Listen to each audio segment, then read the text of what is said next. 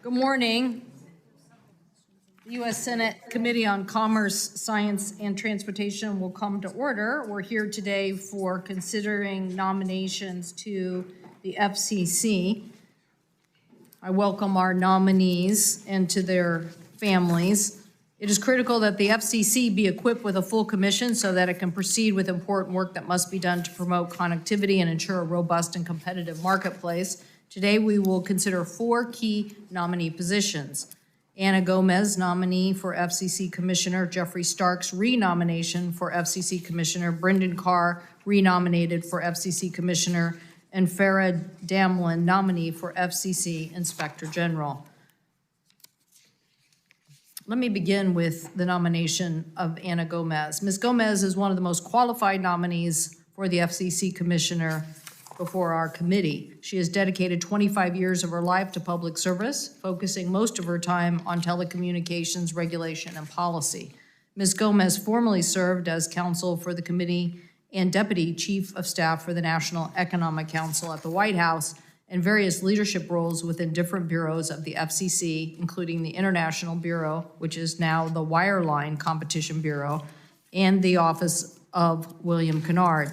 Ms. Gomez served as Deputy Assistant Secretary for Communications and Information at NTIA during the Obama administration, and currently is leading the U.S. preparations for the 2023 World Radio Communication Conference. If confirmed, she will be the first Latina on the commission in more than 20 years, and her nomination comes at a very critical time in America. We need more affordable, reliable broadband, and making sure that everybody gets to participate in a 21st century economy. When the pandemic hit, the nation saw overnight how remote learning and working from home for more than 16 million K-12 students in the United States, literally who had no access, certainly put them at a disadvantage. In my home state, 20% of our students didn't have the connections they needed for remote learning. Households on tribal lands were at disparity. On the Macaw Reservation, located on the northwest point of the Olympic Peninsula, 90% of the households lacked broadband access.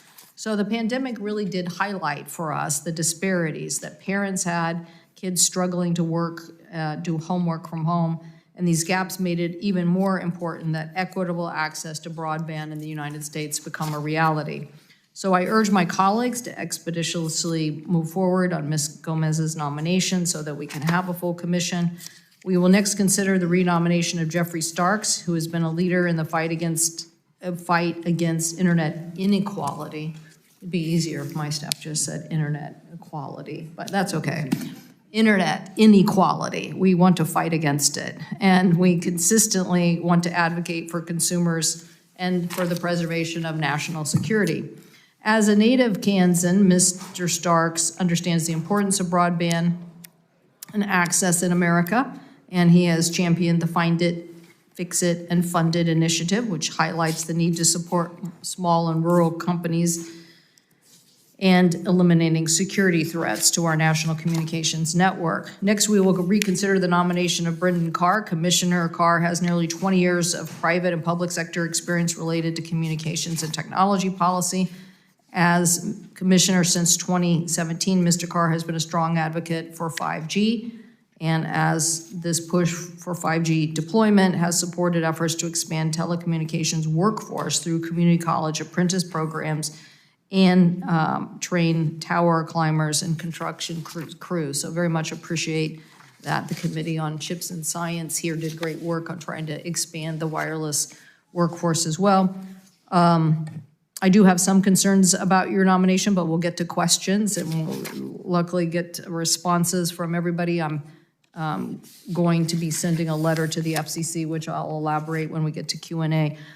Finally, we will discuss the nomination of Farah Damlin to be FCC Inspector General.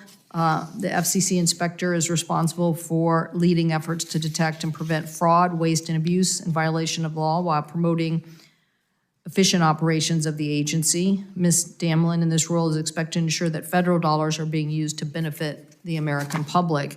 You have dedicated 27 years of your career to public service, 9 years with the Inspector General community, so we appreciate that very much. And we look forward to the ability to ask you questions. And I'll now turn to the ranking member, Ranking Member Cruz, for his opening statement. Thank you, Madam Chair. But before we get started, I want to take a moment to express my sympathies to those who have lost friends and loved ones in the deadly tornado that touched down last night in Matador, Texas. This past week, I was up in Perryton, Texas, another small town that saw a deadly tornado and enormous destruction. There are reports that in Matador, at least 4 people were killed, 9 others were injured, and there was damage to about a dozen buildings. And my team is currently in close coordination with local authorities, assisting with disaster relief and searching for those who may be injured or trapped by debris as that continues, and we're praying for the Matador community following this devastating storm. Turning to the matter at hand in this hearing, I'm proud of this committee's serious approach to FCC nominees. Considering the FCC's power to affect our nation's democratic discourse, the Senate cannot allow individuals who lack candor, independence, or integrity to serve on the agency. There's too much at stake. At a minimum, nominees must be committed to following the law as written by Congress, to acting transparently, and to treating all parties fairly. These qualities are especially critical given recent actions of the FCC chairwoman.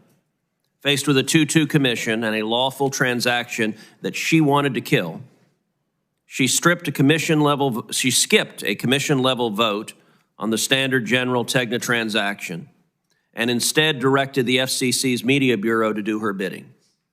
And to top it off, there is widespread suspicion that the chairwoman chose to quash the deal specifically to benefit a longtime Democrat donor.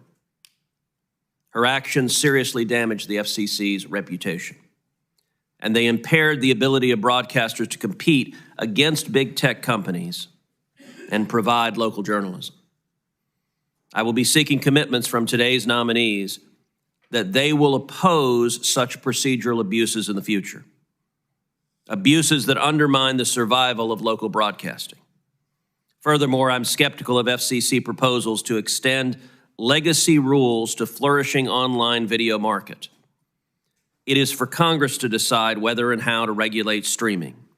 The FCC should be deregulating broadcasters so they can better compete. The FCC exercises tremendous power not only over the media, but also over consumers' pocketbooks. Through the Universal Service Fund, the agency has imposed burdensome taxes on American consumers to fund inefficient, ever-expanding programs. Nominees should be good stewards of funding and stand up for taxpayer interests. Despite having been repeatedly excoriated by GAO and economists for failing to track where USF money was going, the current FCC leadership failed to learn from past mistakes in setting up the Affordable Connectivity Program. According to the FCC's own Inspector General, the FCC, quote, did not apply lessons learned and, quote, failed to implement several important recommendations intended to enhance and safeguard the integrity of the subsidies. Rather than responding with restraint, the FCC, led by Chairwoman Rosenworcel, has worked to expand FCC spending, including in defiance of clear statutory limits. Take E-rate. Virtually every school in the country already has high-speed broadband. So Chairwoman Rosenworcel has sought to push E-rate subsidies beyond schools and into students' homes, even though the Communications Act explicitly confines the legal authority to classrooms. This illustrates regulators' relentless appetite to ignore statutory language that stands in the way of their desired policy. Unfortunately, such an appetite can come at huge cost to American taxpayers. Nowhere has this been more evident than in the FCC Democrats' uncontrollable urge to regulate the internet as a public utility, i.e., so-called net neutrality, which I have long described as Obamacare for the internet. The growth of the internet is perhaps the greatest deregulatory success story of our time, a fact made clear during the pandemic, when U.S. networks thrived in handling unprecedented bandwidth demands and significantly outperformed their heavily regulated European counterparts. Yet Democrat regulators remain hell-bent on forcing antiquated telephone monopoly rules on the competitive broadband industry. Proponents for Title II have refused to take accountability for the parade of horribles they manufactured in the lead up to the Restoring Internet Freedom Order. Rather than articulating meaningful reasons for another policy reversal, they claim they simply want regulatory oversight. In other words, the power to micromanage providers' pricing and terms of service and to collect billions in new USF taxes, all at the expense of investment, innovation, and consumer choice. It is incumbent on this committee to only confirm nominees who will stand for procedural fairness, who will respect taxpayer dollars, and who will exercise regulatory humility. While the previous FCC nominee did not live up to that standard, I look forward to hearing from today's nominees and to this committee having the opportunity to judge whether they have what it takes to do this important job. Thank you. Thank you, Senator Cruz. And before we turn to our witnesses, we'll hear from the chair of the subcommittee and the ranking member, and then an introduction as well of one of the nominees. Thank you. Senator Lujan, thank you. Thank you, Madam Chair, and to our ranking member for calling this important hearing today. It's been far too long since the Federal Communication Commission had a full 5 members on the commission, 882 days. I hope that sinks in for a bit. The mission of this agency is critical, especially given the bipartisan support for investment and the requirements over the next few years of what must be accomplished at the FCC. So I want to thank everyone again. As chair of the subcommittee on communications, I've had the honor, as has the committee, working with Brendan Carr to bridge the digital divide and advance innovation. Now, we certainly don't agree on everything, but Commissioner Carr has engaged in thoughtful policy discussions. And I have some questions as well during the hearing. I'm very proud that my office hosted Commissioner Carr in New Mexico, where he visited with Project ECHO, a program that is in many of our states, a project established at the University of New Mexico, about how the FCC can better connect rural health providers with specialists across the country. And I want to say thank you for your willingness to bridge divides, work with the chair on some critical issues. Thank you for that. Now, previously, the Federal Communications Commission appointed its own Inspector General. However, the most important characteristic of an Inspector General is independence. And in 2018, Congress required the President to nominate and the Senate to confirm the FCC's IG. Ms. Damelin, welcome to the Senate Commerce Committee. Although you might be new to the agencies under our committee, you come with decades of experience and independence. I look forward to learning more about your deep experience and the opportunity to bring some much needed oversight to the FCC. Now, over the past 4 years, Commissioner Starks has embodied the FCC's statutory mandate to, quote, make available to all the people of the United States without discrimination on the basis of race, color, religion, national origin, or sex, rapid, efficient, nationwide and worldwide communication services with adequate facilities at reasonable charges. Most recently, Commissioner Starks joined me in New Mexico to visit the Santa Clara Pueblo and discuss tribal sovereignty over spectrum and rights-of-way. He has spearheaded interagency coordination with the Department of Housing and Urban Development to ensure access to affordable broadband. Before former President Trump promoted him to commissioner, Geoffrey Starks served in the FCC's Enforcement Bureau, protecting consumers, promoting security, defending universal service programs from waste, fraud, and abuse. And previously, Mr. Starks worked alongside uniformed police as a federal prosecutor, guiding Department of Justice's enforcement of civil, criminal, and national security laws. His time on the beat at the DOJ earned him the Attorney General Award for exceptional service, the highest honor for an employee at the Department of Justice. And finally, Madam Chair, Ranking Member Cruz, and my colleagues on the committee, I have the honor to introduce Ana Gomez. With decades of experience in public service, handling broadband, telecommunications, spectrum issues. Ana Gomez is a deeply qualified nominee to serve as an FCC commissioner.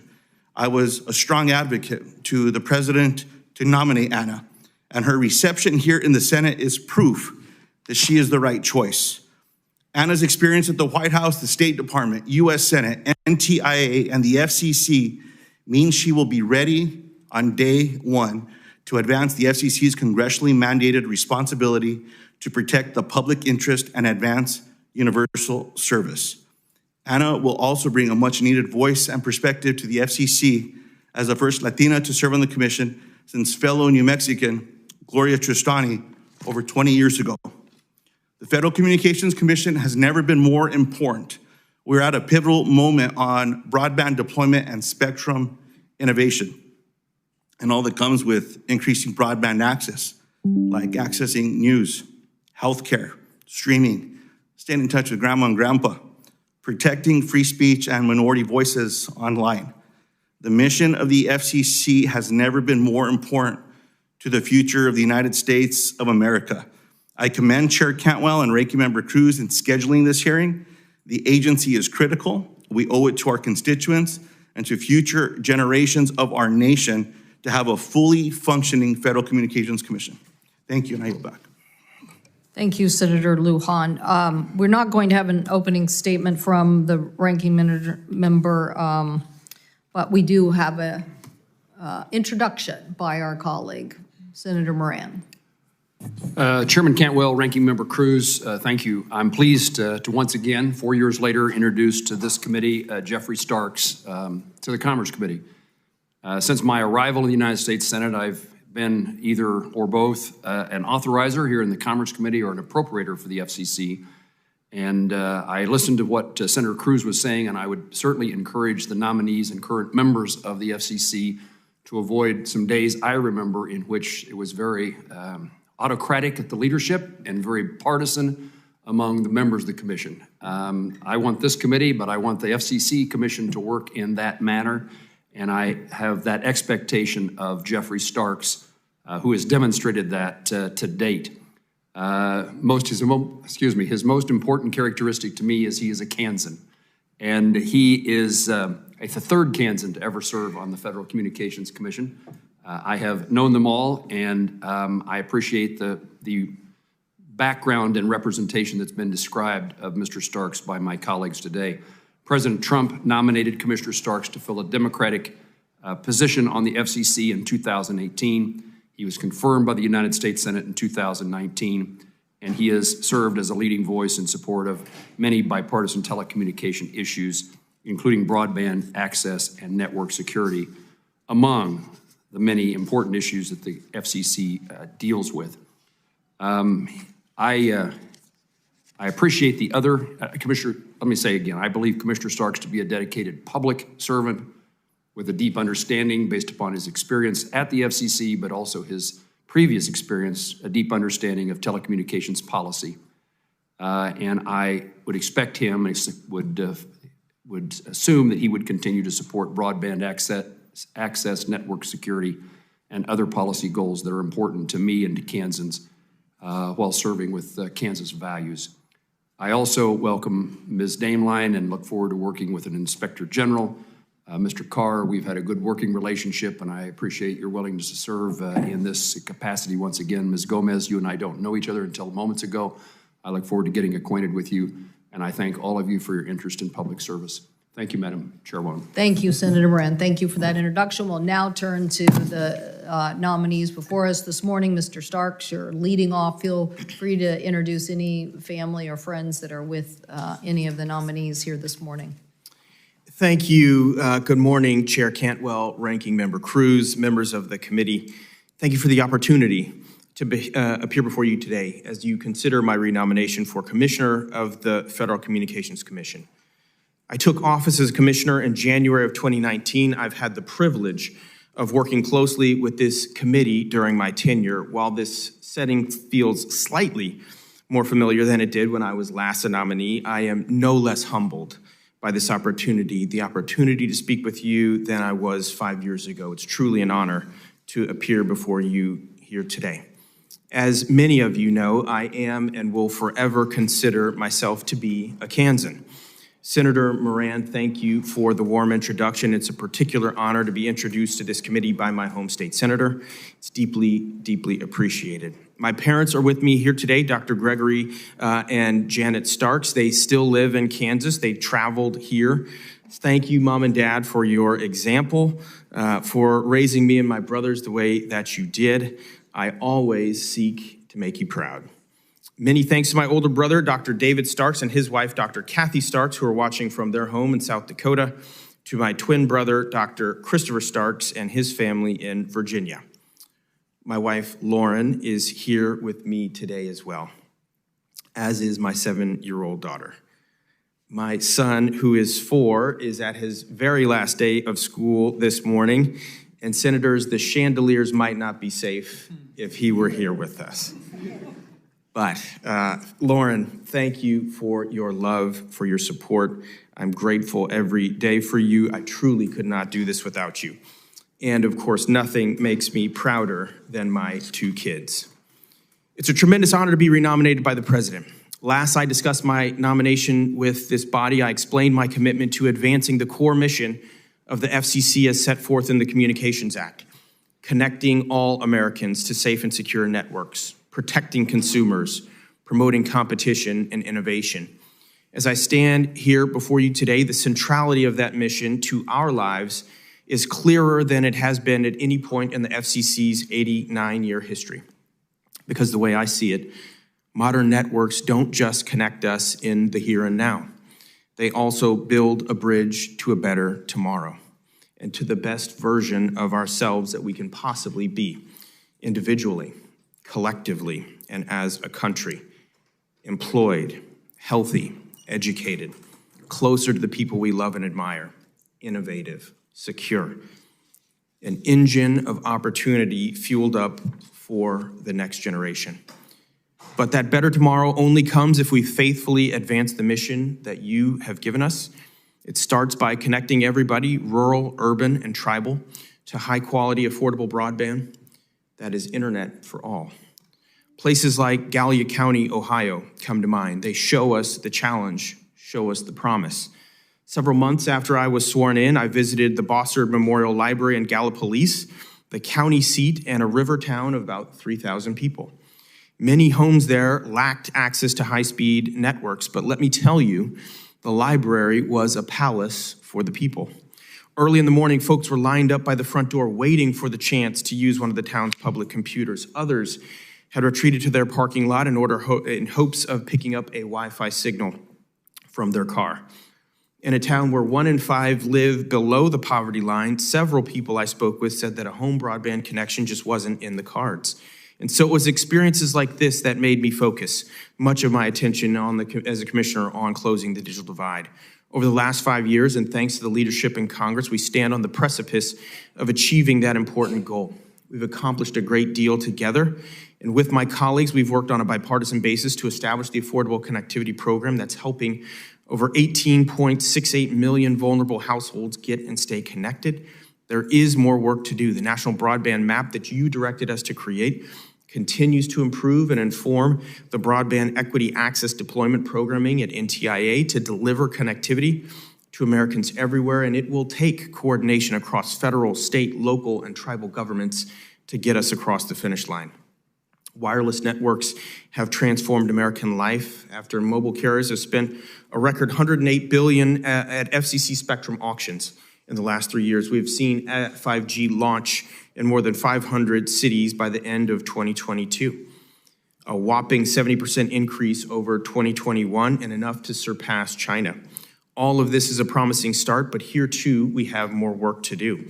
For these technologies to reach their potential, our networks need to keep climbing to capability, coverage, and choice for consumers. Let me close. There's been unprecedented demand for communication services that have come and more challenging new security vulnerabilities. Protecting Americans remains the FCC's core mission. I have focused my commissionership on partnering with Congress on these threats, in particular on insecure equipment in U.S. telecommunication networks for rip and replace as I termed it, find it, fix it, fund it, and with support from Congress, we have developed and now continue to implement that critical program. We've worked to reconfigure and restore those trusts in our networks as well, so that unlawful robocalls decline. If confirmed, I look forward to continuing to advance the important tasks that you've given us, working with my colleagues and the talented staff at this agency. Chair Cantwell, Ranking Member Cruz, members of the committee, thank you again for the opportunity to appear before you. I look forward to your questions. Commissioner Stark, thank you for that statement, and again, welcome to your family, and I'm sure they are very proud of your service here. Ms. Gomez, congratulations on your nomination. We look forward to hearing your statement. Thank you. Good morning, Chair Cantwell, Ranking Member Cruz, and members of the committee. And I'd also like to thank very much Senator Lujan for your kind words. I appreciate your support. It is a tremendous honor to be nominated, and I would like to thank President Biden for this opportunity. I would also like to thank my life partner, Kirk Berge, who is here with me, for his unflagging support. I am so very grateful for the day I met him. I have been working in telecommunications for close to 30 years, more than half of that time spent serving in government in various capacities at the FCC, the NTIA, the Department of State, and briefly, this very committee. After working briefly at a law firm, when the opportunity arose to serve as an attorney advisor at the FCC, I jumped at the chance. Little did I know that 3 decades of experience that followed would lead me here, speaking before you as a nominee. I have been an effective leader throughout my career, serving in government for the majority of my career, and believe I can contribute positively with all consumers in mind to the FCC's agenda. And serving in the private sector, including most recently at a law firm, has helped me to understand the importance of vibrant competition and enabling innovation for all parties. I believe the FCC should work to meet the demands of the people it serves. That means connecting everyone, everywhere, to affordable, reliable broadband internet access. While Congress has given the FCC many important tools to close the digital divide, there is still much work to be done to ensure that every person in every community, regardless of geography or income, has access to high-speed broadband. I have experienced the fear of not being able to afford a telephone bill. I know what it means to risk the loss of connection. Ensuring that everyone in rural, tribal, suburban, and urban communities can get and stay connected is critical to next century success for us all. We must be vigilant as well about protecting consumers, from spam calls and scam texts to ensuring that the internet is open and that we can go where we want online without limits. Consumers' interests must lead our policymaking. And as a Latina American, I hope to have the opportunity to bring my perspective to the Commission on ways to address the needs of all communities, including the Latino community. If confirmed, it would be an honor to serve in this role. If confirmed, I pledge to listen and to work with this committee and with Congress. And if confirmed, I pledge to be guided by the law, stakeholders, and above all, the American people. Thank you. Thank you, Ms. Gomez. Thank you very much for that statement and your willingness to serve, and thank you for all the capacities you've been filling in the telecommunications sector. Thank you. Mr. Carr, welcome. Look forward to your statement. Thank you so much. Chair Cantwell, Ranking Member Cruz, distinguished members of the committee, it's a privilege to appear before you. I want to start by expressing my thanks to the President for nominating me to serve another term on the FCC. I'm honored to have this committee consider that nomination. I also want to thank you and your staffs for the courtesies you've shown me in our recent meetings and for giving me the opportunity to learn more about the communications issues that are important to you, your states, and your constituents. Our discussions only underscored the very meaningful role the FCC plays in the lives of all Americans, whether it's promoting broadband deployment, protecting consumers, or advancing public safety. While serving on the commission, I've welcomed the opportunity to get outside the Beltway. I've had the chance to spend time in many of your states. I've heard firsthand about the connectivity challenges that many still face and the opportunity that broadband enables. If I'm fortunate enough to be reconfirmed, I would welcome the chance to continue working with all of you on ways the FCC can advance the public interest. Now, with the committee's indulgence, I'd like to take a moment to introduce my family, which is grown since I last sat before this body as a nominee. First, my father's here, Tom Carr, my wonderful wife, Michaela, and our three just terrific boys, Quinn, who is 9, Emmett, who is 6, and Lachlan, who is 3. We are just blessed to be their parents. I also want to extend my congratulations to Ms. Gomez and Ms. Damelin on their nominations and to Commissioner Starks on his renomination. While I've had the good fortune of working closely with many of the members today, I wanted to take an opportunity to reintroduce myself more broadly to the committee. Since 2017, I've had the privilege of serving on the commission, but my time at the agency began well before then. I first joined the FCC as a staffer over a decade ago and later served as the agency's general counsel. I first walked into the FCC building well before all of that. It was over 20 years ago now, during law school when I interned at the agency for Commissioner Abernathy. Ironically, as a commissioner, I ended up with the same office suite that Commissioner Abernathy had. So every morning in our old building, I had the chance to walk past the intern desk where I sat many years before. As a commissioner, I've had the privilege of seeing firsthand the transformative power of a high-speed connection. Take Tommy, for example, a mother of 5 who I met in 2018 in Philadelphia's Sharswood neighborhood. Many people had an easier path in life than Tommy. She grew up in public housing. She dropped out of high school after having her first child.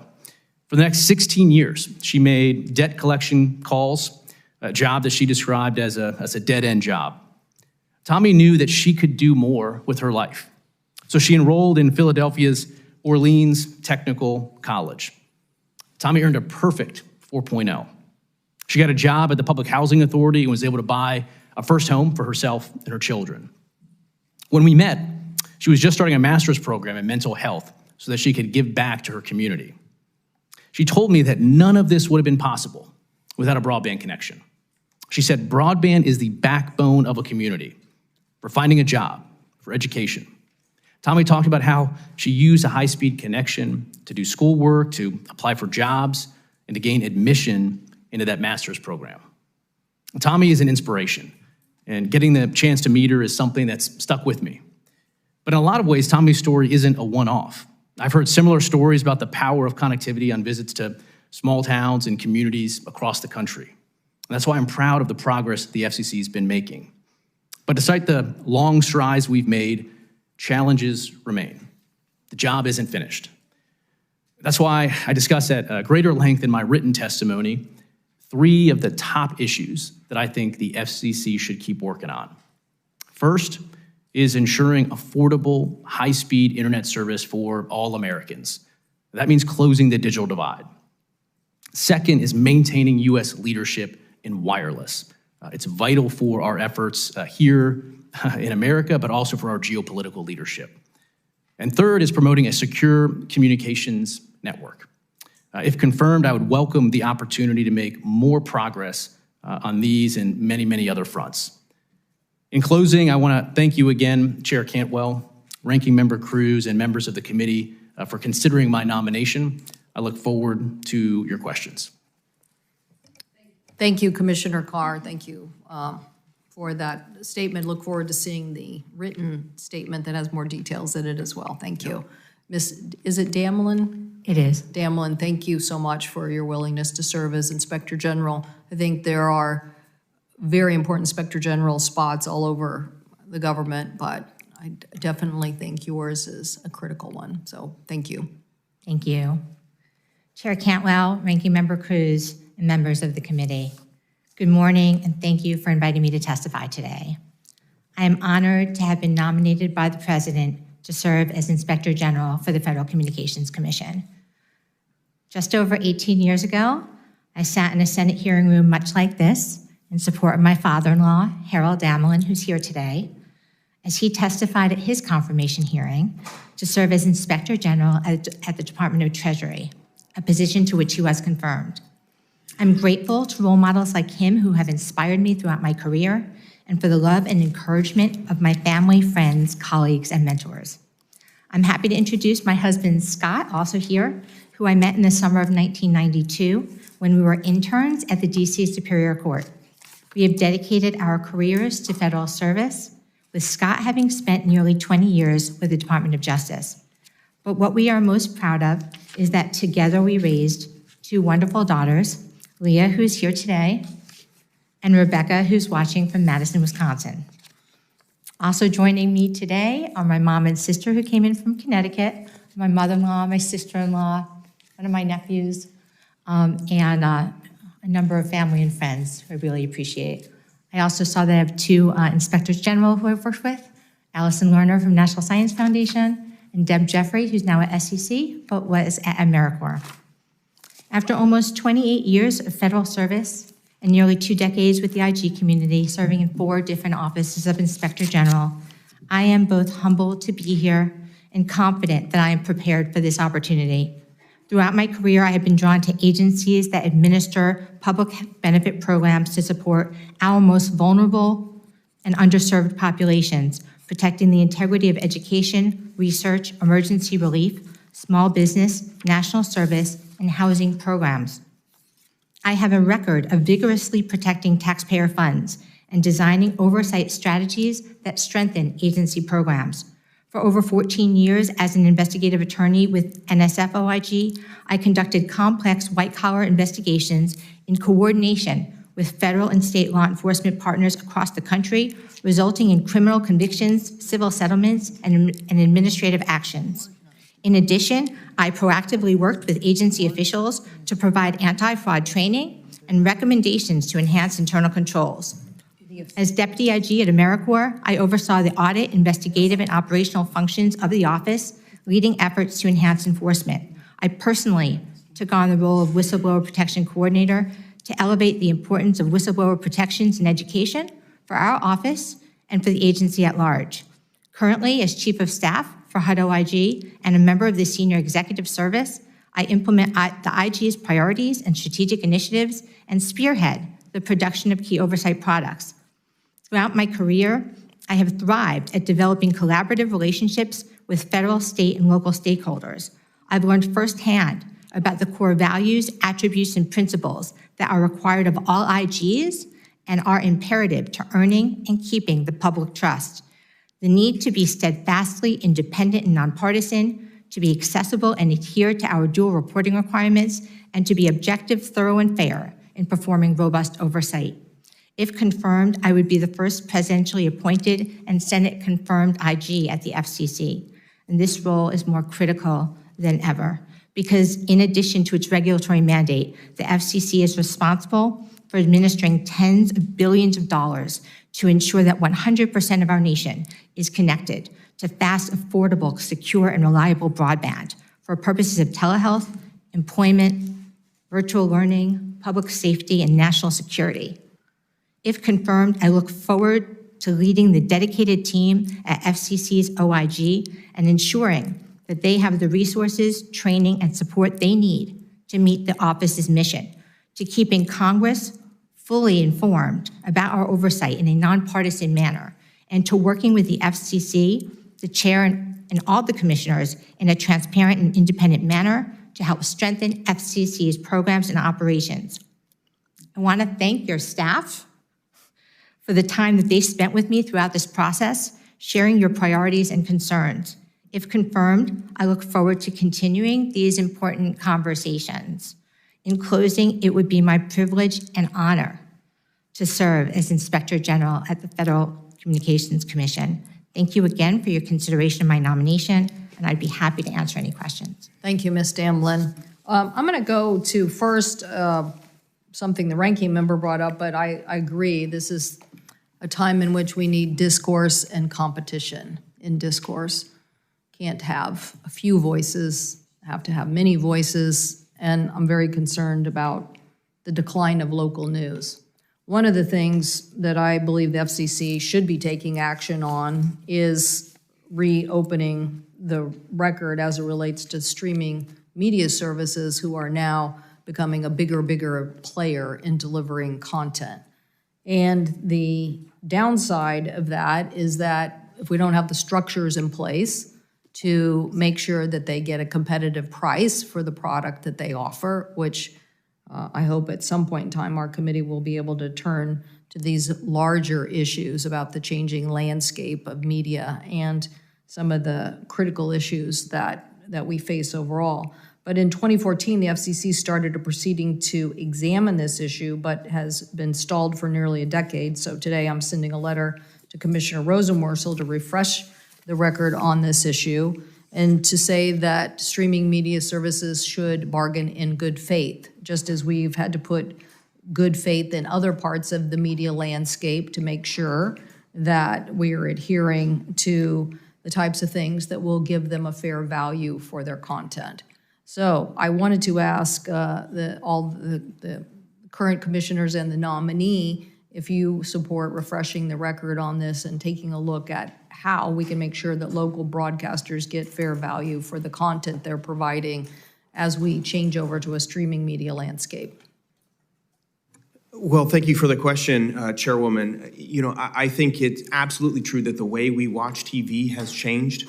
Online streaming services have introduced, they are more competitive, have brought competition to the landscape here, more eyeballs than ever also are going into streaming. I take your point, eager to work with you, that this is part of the record that we have not had since 2014. Eager to work with my colleagues on seeing if there's a way that we can understand. There's no easy fix here from the 1984 Cable Act, the 1992 Cable Act. They don't in particular envision streaming, but asking questions and trying to figure out if we can help in this dynamic media space, I think makes good sense. Well, my colleague, Senator Grassley, sent a letter to the chair of the commission, and I've seen that response. So I guess what I'm asking you, if you think you should relook at this issue.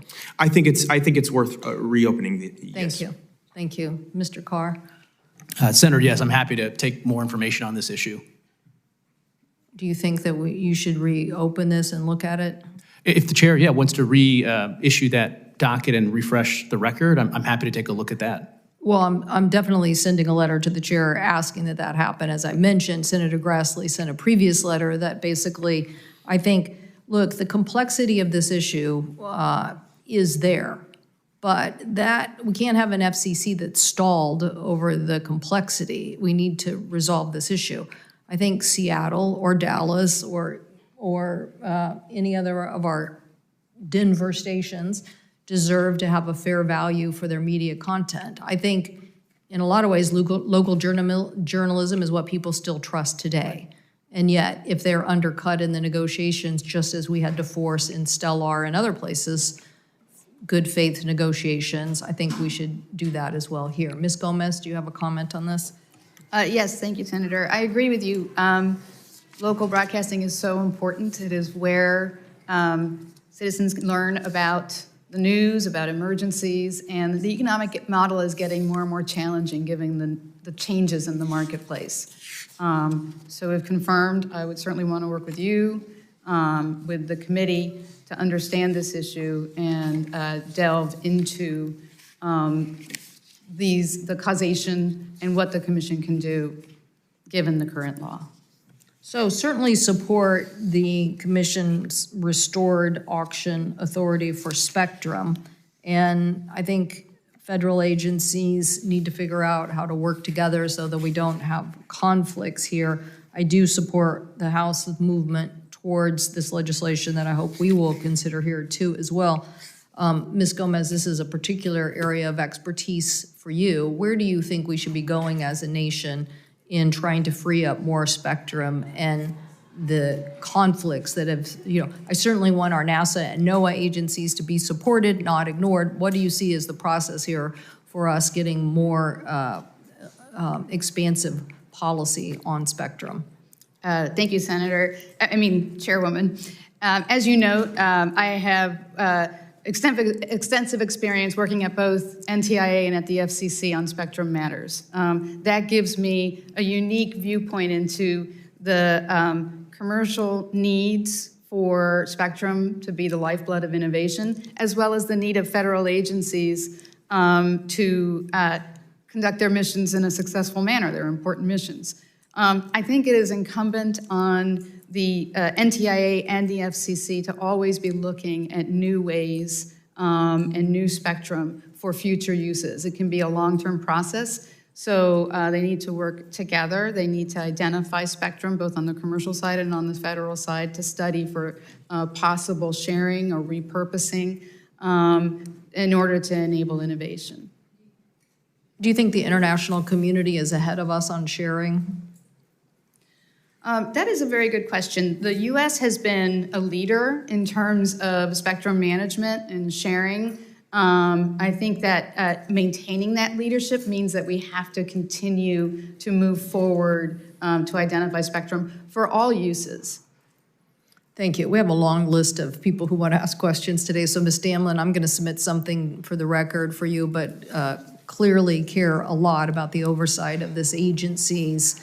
And I like the DNA. I can't imagine being the Inspector General for the Department of Treasury, so I'm sure your dad came home with lots of stories. But this is about the management of a resource for our nation and the bright light and oversight at a time when equity, as we outlined in all of our opening statements, is critical for Americans' competitiveness. But I will submit that for the record. Senator Cruz, Ranking Member Cruz. Thank you, Madam Chair. The 2021 infrastructure law required the FCC to write rules, quote, preventing digital discrimination of broadband access based on income level, race, ethnicity, color, religion, or national origin. Of course, discrimination against minority, female, or other customers was already illegal, and there was no credible evidence that broadband companies were discriminating against any protected class. Now, the infrastructure law did not require affirmative action, nor did it require race-based pricing. But that, unfortunately, is how the FCC is approaching this rulemaking. It seems premised on the idea that broadband companies don't want to make money from consumers. First, it was the Biden administration declaring that highways were racist. Now it's the Biden FCC declaring that the internet is racist. The FCC is specifically considering prohibiting, quote, digital discrimination under a disparate impact standard. Disparate impact is a fringe liberal theory that is not the same thing as discrimination. Far from it. Instead, it deems racist and bigots any individuals or businesses that make decisions that happen to produce statistical differences in outcomes among demographic groups, regardless of whether there is a discriminatory motive. The FCC isn't trying to stamp out actual discrimination. What's really motivating the commission is creating a private right of action to empower trial lawyers and activist states like New York and California to reap millions and millions of dollars in bogus so-called disparate impact claims. If a broadband provider doesn't build out Cadillac-level service to a neighborhood, the FCC and its trial lawyer friends could swoop in and sue, saddling providers with costly litigation, driving up the cost of broadband for all consumers, and sullying the reputation of these companies. Meanwhile, the Supreme Court has made it very clear that agencies can't expand the scope of a statute to impose disparate impact liability or to create new opportunities for trial lawyers to harass private companies. I want to clarify how our nominees view, quote, digital discrimination. Mr. Carr, do you think it is racist if a company decides to build fiber to a middle-class suburb before building it out to a statistically lower income area? No, Senator. Mr. Starks and Ms. Gomez, do you agree with Mr. Carr? Mr. Starks. I would agree with that, yes. Ms. Gomez? Yes, Senator. Okay. Would you also agree that if a company is going to be held liable for discrimination, potentially to the tune of millions upon millions of dollars, based on decisions it has made, that there should be clear evidence of discriminatory motive or intent? Mr. Carr. Yes, Senator. I think you need something more than mere effect. And just a quick example, you can have two adjacent neighborhoods. We've seen this in our record, LA County and LA City. One had 500 small cells go up. artificial line, the next one had 0. Why? In that circumstance, it was because of the regulatory regime that the two governments put into place. So if you're simply looking at effect and nothing more, I think you would get a misleading view of what happened in that instance and perhaps others. Mr. Starks?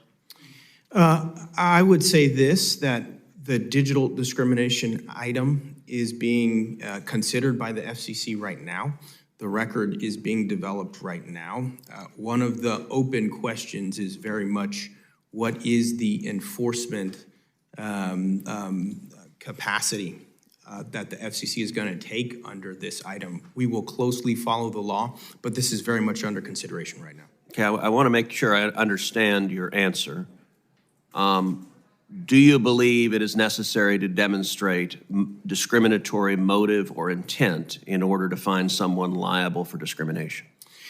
What I'm saying is one of the things that we are considering is whether there is a disparate impact, disparate treatment versus an intent-based standard that is going to be the threshold that we're looking at on the digital discrimination. What Congress tasked us with is, quote, preventing digital discrimination based upon the 6 classifications that you mentioned. So this item is what we are thinking through right now. The questions that you're asking is what we're working on right now. So, but if I understand your answer correctly, you're saying no, you don't have to prove motive or intent, that just disparate impact, just a statistical analysis can result in millions of dollars being extracted from broadband providers. Those millions of dollars, by the way, will be paid for by every consumer. The cost of your broadband will go up as the New York Attorney General brings lawsuit after lawsuit after lawsuit, and none of that requires any demonstration of motive or intent. Is that what you're saying? What I'm saying, Senator, is that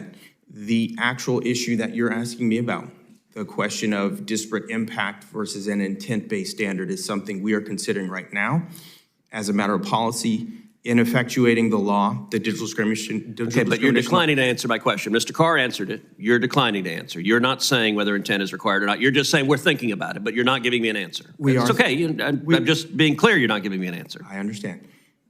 We are thinking about this, and the question of enforcement capacity is one of the things that also is before us. And so, okay, so Mr. Starks has declined to answer. Ms. Gomez, is intent necessary to find a provider liable for discrimination? Thank you, Senator, for that question. I am aware of the law. I have not actually dug into the record, but if confirmed, I would be happy to do that and work with you on any concerns you may have. Do you believe intent should be required? I honestly don't know enough about this to be able to. You spent 30 years in the industry, as you told us in your opening. In 30 years, you had no view on... I have spent 30 years in the industry doing standard telecom work. The issue of digital discrimination is something I know Congress tasked the commission with looking at last year, but I need to be able to sit down and dig into the record and look at the notice of proposed rulemaking in order to be able to give you an informed answer. Thank you. Thank you. Senator Klobuchar. Thank you very much, Chair, and congratulations to all the nominees. Mr. Starks, I guess I'll start with you because there's something Senator Cruz and I do agree on, and that's competition. And as chair of the antitrust subcommittee, I've been focused on the role competition plays in making high-speed broadband more affordable. And yet we have 87 million Americans that have only one choice for internet access. They don't have a competitor to turn to. If confirmed, what steps would you take as a commissioner to help promote competition in broadband that would benefit consumers? What have you been doing on this a very important issue? Absolutely, and in particular, thank you for your leadership. I think increased competition, the focus in particular on rural areas everywhere, is a priority of the FCC. Our mapping efforts and making sure that we have accurate data that informs where dollars are ultimately going to flow. I think all of that is increasingly important in making sure that access gets everywhere. One of the critical issues that we're focusing on cracking down on the digital divide. Exactly. Appreciate that. Ms. Gomez, enjoyed our brief conversation yesterday, brief only made by me because I had to run in for a vote. With your prior experience, other places like NTIA, could you talk about coordination? We have last year, the FCC, NTIA, and USDA and Treasury announced that they would share information about the collection and reporting of data and metrics about broadband deployment. This has been through many administrations. This has been various agents working on this, including during the Trump administration. And this follows the passage of a bill that Senator Wicker and I did, the Broadband Interagency Coordination Act, that we passed in December of 2020. Can you talk about how your prior experience will help when you're dealing with, understandably, different agencies working on this important deployment of broadband? Thank you very much for that question, Senator, and I very much enjoyed our conversation. As I mentioned previously, it is true that I was able to work at both the NTIA and the FCC on matters related to deployment of networks and broadband. I hope to be able to bring that experience to bear in understanding how each of the programs works. And coordination is extremely important. We want to make sure that the funding goes as far as it can to reach those that need it. And so, although there are different programs, they have different rules, a constant conversation among the agencies is important. Okay, thank you. Estimated 240 million calls are made to 911 centers annually. I've long co-chaired the 911 broadband caucus. This public service is so important. We have to make sure that we have more updated technology. In many places, that doesn't even support text messages. Briefly, the importance of upgrading 911 systems.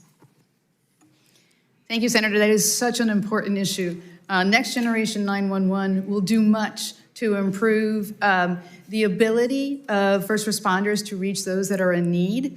It's being implemented, but it depends a lot on local conditions and local funding. So absolutely support getting upgrades to the 911 centers nationwide as fast as possible. Thank you. Mr. Carr, congratulations on your renomination, I guess. Just quickly, what you see, this major bipartisan infrastructure law, FCC major role, just what do you think that the FCC should be doing to make sure we advance the deployment of broadband? There have been areas, as you know, that get grants, and then I like this bill because we put something in that we would claw it back if the phone company doesn't actually, or whatever company doesn't build the broadband. And that's one of my obsessions, because we have we have 144,000 households in Minnesota. We're actually doing better than some states, but that lack high speed. Just quickly on that. Well, thank you, Senator, for all your leadership on this. One thing that we can do to help extend the funding that Commerce is putting out is permitting reform. There's still a lot more that we can do to streamline this so that all of these infrastructure investments go directly into the ground rather than to red tape. And this is particularly important for rural communities. I had the chance to visit Morris, Minnesota, a small town, a manufacturing plant there. They had 800 employees, and they told me they would not have located there or stayed there but for broadband. So when you think about the economic opportunity that comes if we get this right, it's important. Exactly, and we just did some permitting reform, as you know, with the debt ceiling agreement, which I supported, and there is hopefully more we can do here. So thank you for that. Last question, Ms. Damelin. Talk about your federal prior experience to help you to meet the demands of oversight at the FCC and why it is a more important role than ever. Thank you so much for the question, Senator. So I've spent the last close to 20 years protecting these types of critical programs from fraud, waste, and abuse and helping agencies succeed in making sure that the funding gets where it needs to get. And if confirmed, I would very much enjoy the opportunity to do the same for FCC. Excellent. All right. Thank you, all of you. Thank you. I think Senator Thune was going to either be remote or on his way, but I don't think I see him in either place. So, Senator Blackburn. I thank you, Madam Chairman, and congratulations to each of you on your nomination. Thank you for taking time to talk with me. Ms. Damelin, as we said, it was dark 30, but appreciate your time on the call.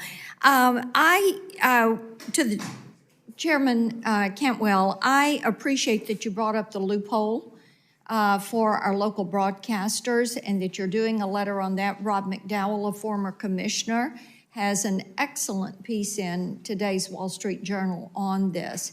And for those of us that value looking at local news and preserving that, I would encourage a reopening of the record and a review of this. 2014 was a long time ago. Streaming services have changed. Utilization has accelerated.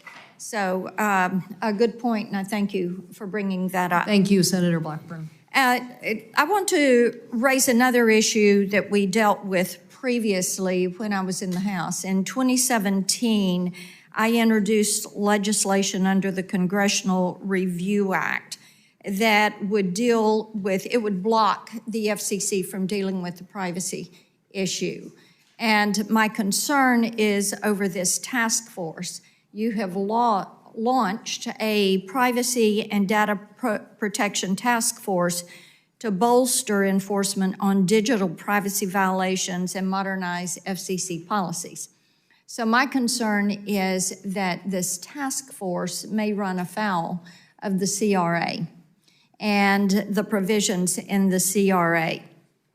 So I would like to hear from Commissioner Carr, Commissioner Starks. Very briefly, what do you expect to come from this task force?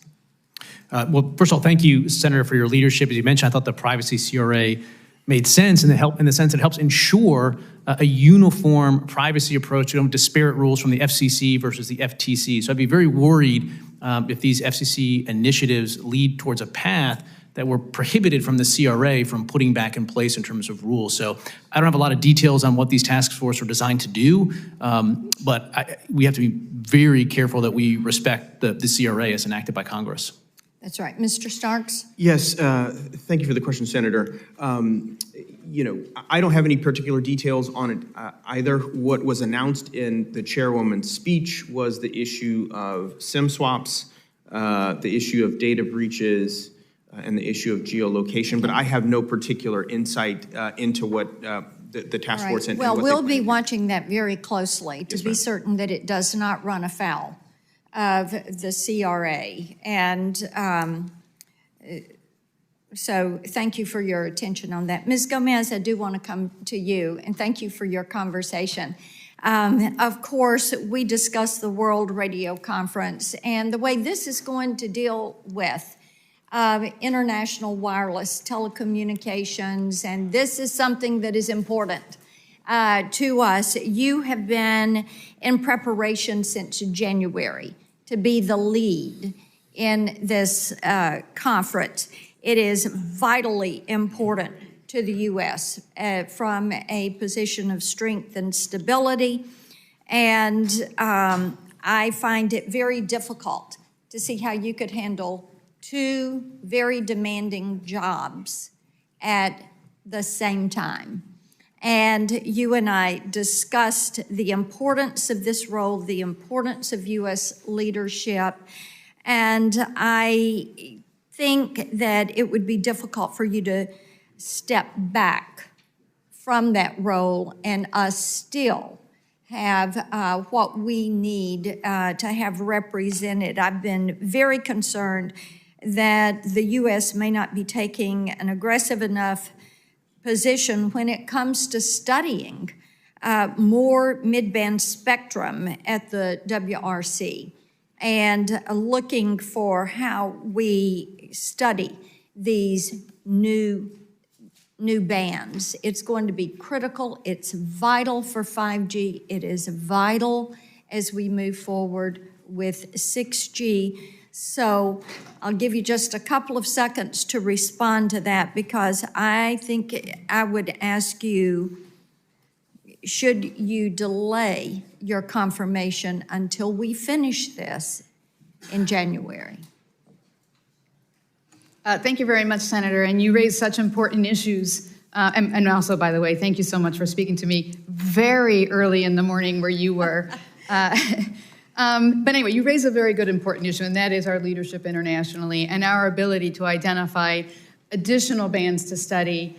Mid-band spectrum is very important. With regard to my current role as coordinating the preparations for the World Radio Communication Conference, I can assure you that the State Department is doing contingency planning in the event that you see fit to confirm me to serve as commissioner, and we will ensure that U.S. leadership continues. But you have been in preparation for this for a long time, and we would like to see this completed with proficiency and with U.S. policy at the forefront. Thank you, Madam Chairman. Senator Hickenlooper. Thank you, Mr. Chair. Ms. Gomez, spectrum is a valuable resource that supports innovations such as 5G communications, smart devices in our homes, as we discussed yesterday, and thank you very much for making the time. Appreciate that. Spectrum also has to be shared between federal agencies and the private sector to meet all the various needs that exist. We've been working on legislation to modernize the Spectrum Relocation Fund, both to promote science-based research, but also to protect users from harmful interference, and really just to improve our decision-making around spectrum in all manner of decisions. Experts from around the country and across academia suggest that the Spectrum Relocation Fund should be reformed, rebuilt. So what incentives do you believe federal agencies need to share or reallocate spectrum to support the growth of innovations, really? Thank you for that question, and it was wonderful to speak with you as well. I know you were very busy yesterday, so the time that you took was precious to me. We ended up talking in the hall, Yeah, well, so unfortunately, by me being late from one thing and late to another. Thank you. Absolutely. As you note, it's getting more and more challenging to identify spectrum for new uses. And finding ways to incentivize incumbents to study ways that maybe we can repurpose or share spectrum is very important. I would commend any efforts to update the Spectrum Relocation Fund. In particular, one of the areas that I think we could help incentivize the agencies is currently they are only permitted to recover the cost for comparable capabilities for their systems. Imagine if you were told that you have a 30-year-old system and you can only get a system that has the same capabilities from 30 years ago. That is one area that I think Congress could really help in providing additional incentives for incumbents to study their particular systems for possible repurposing. Absolutely, and that's a great and very stark example. And using that segue, I'll go to Mr. Starks. The FCC has already taken several steps to ban suspect equipment made by Huawei or ZTE from being purchased. However, the rip and replace program faces in the neighborhood of a $3 billion shortfall. This means that the small carriers, almost always in rural areas, can only be reimbursed at literally less than half of what they spent in terms of when they remove this and what they get, what the compensation totals.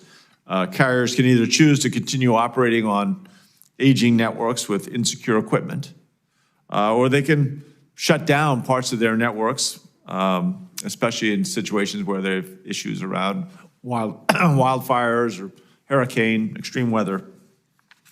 So, Commissioner Sparks, what are the consequences for networks in rural communities if the program shortfall isn't fixed quickly?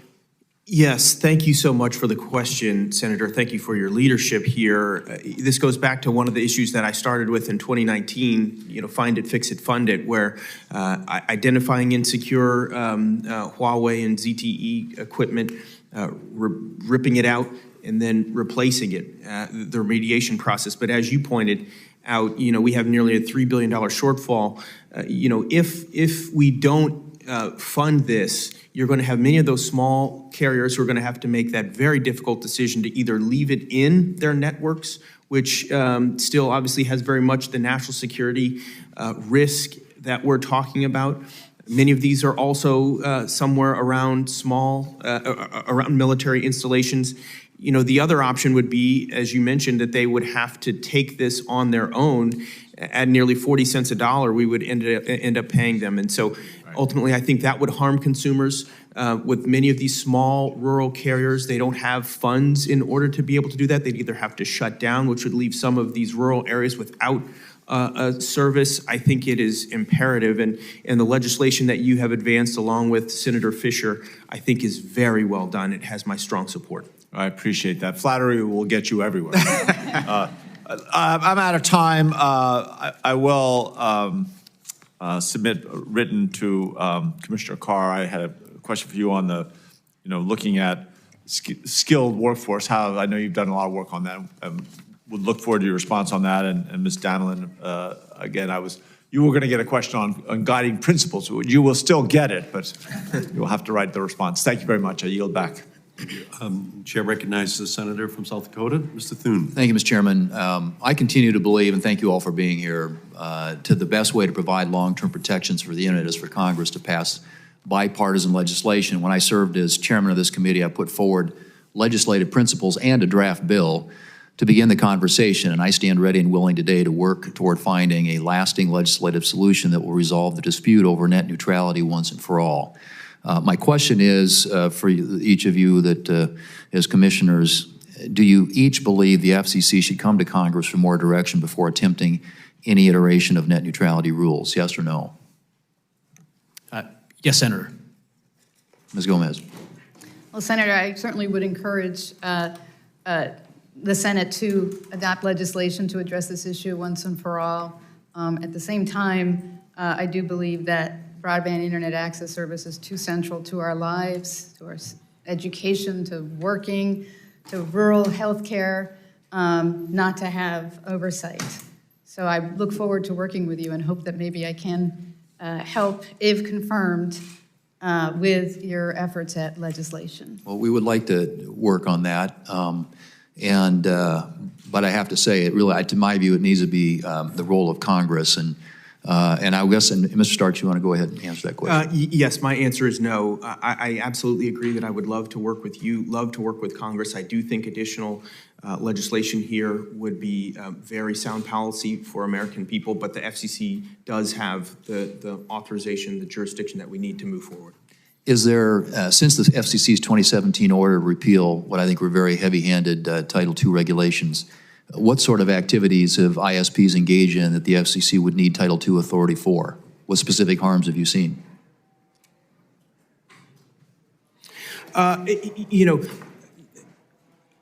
I think regardless of specific harms, I think, as somebody who views part of the regulator's job is to make sure that we have the proper guardrails to protect consumers.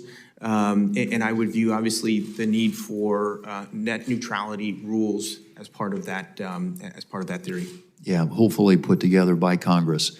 Commissioner Carr, when the FCC was considering the Restoring Internet Freedom Order, Title II advocates made a number of claims that the internet would, as we know it, would end as we know it, and ISPs would charge consumers different amounts to access different services, than ISPs would block or slow down certain content online unless consumers paid exorbitant fees. Even Senate Democrats sent a tweet warning that Americans would be getting the internet one word at a time. Did any of these things happen? Senator, no, we have not seen that. In fact, if you look at mobile wireless speeds on average in the 5 years since that decision, they have increased 456%. I think ultimately COVID was probably the greatest stress test for communications policy. And as the ranking member indicated, during COVID-19, as traffic surged globally, Europeans regulators asked their streamers to degrade the quality of their service because they were worried that the continent's networks would break. While here we had massive investment that helped to carry all that traffic. And if the FCC reclassified broadband under Title II once again, what effect would such a change have on smaller broadband providers like those in my home state of South Dakota, some of which you just met with recently? So I think it would really constitute a regulatory onslaught and increase costs. And the interesting thing I think about net neutrality is that there is a tremendous amount of common ground here on principles. The challenge is if the FCC does it and goes through Title II, Title II is an entire regime that is sort of ill-fitted here. And in fact, even the last FCC forbore from something like 700 provisions of Title II, which I sort of think is evidence that it's just not fit for this type of a technology. Okay, thank you. Shifting gears for just a minute, the previous FCC led by Chairman Pai provided critical relief from state and local obstacles that increased costs and delayed deployment of 5G small cells. Eliminating burdensome regulations have been critical for America's leadership in 5G, and in the aftermath of the previous FCC's reforms, the number of cell sites in the U.S. increased by 35% between 2016 and 2021, after increasing only 1% between 2013 and 2016. I'd like to see more done on this front. We can't afford to make rural America wait any longer to see the benefits of broadband for 2 more years because of paperwork.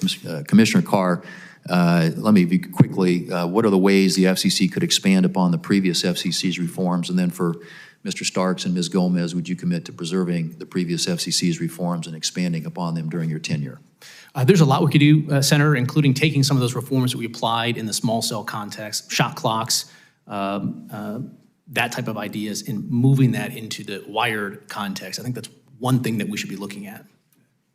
Starks. Yes, from my perspective, making sure that we are able to accelerate, in particular with the amount of broadband that we have coming, wireless that we have coming, I think is extremely important, and some of the rules that we did have preserved, I think, make good sense. Okay. Ms. Gomez. Thank you, Senator.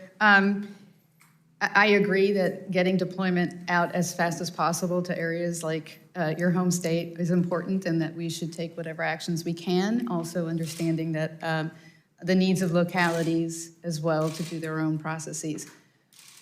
And I look forward to working with you, and I look forward to working with Commissioners Carr and Starks on that, if confirmed. Well, Commissioner Starks' brother and sister-in-law in Sioux Falls probably have pretty good coverage, but there are a lot of areas of South Dakota that don't. So, yes, I do, Senator. Thank you all very much. Gentleman's time has expired. The chair recognizes himself for a round of question. Senator from South Dakota is referencing that. I'm going to reference Malden, Massachusetts.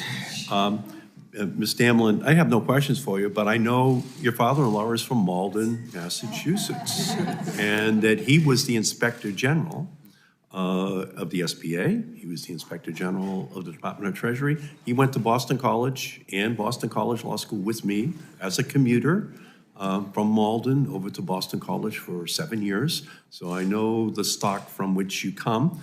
And in addition, from Malden, Earl Stanley Gardner, who wrote the Perry Mason series, is also from Malden.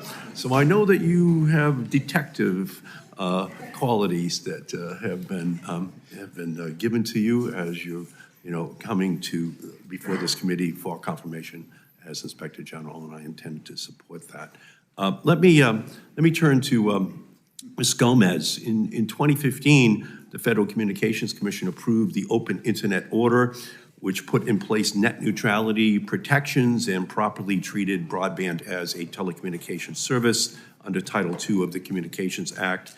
The Trump-era FCC later eviscerated net neutrality and eliminated the Commission's rightful authority to protect broadband consumers, promote public safety, and close the digital divide. Yet the COVID-19 pandemic has left no doubt that today the internet is essential for everything from jobs to education to healthcare. Now more than ever, we need net neutrality. Internet users deserve a commission with authority to oversee broadband as a 21st century essential utility. Ms. Gomez, do you support reinstating net neutrality rules and restoring classification of broadband as a Title II service?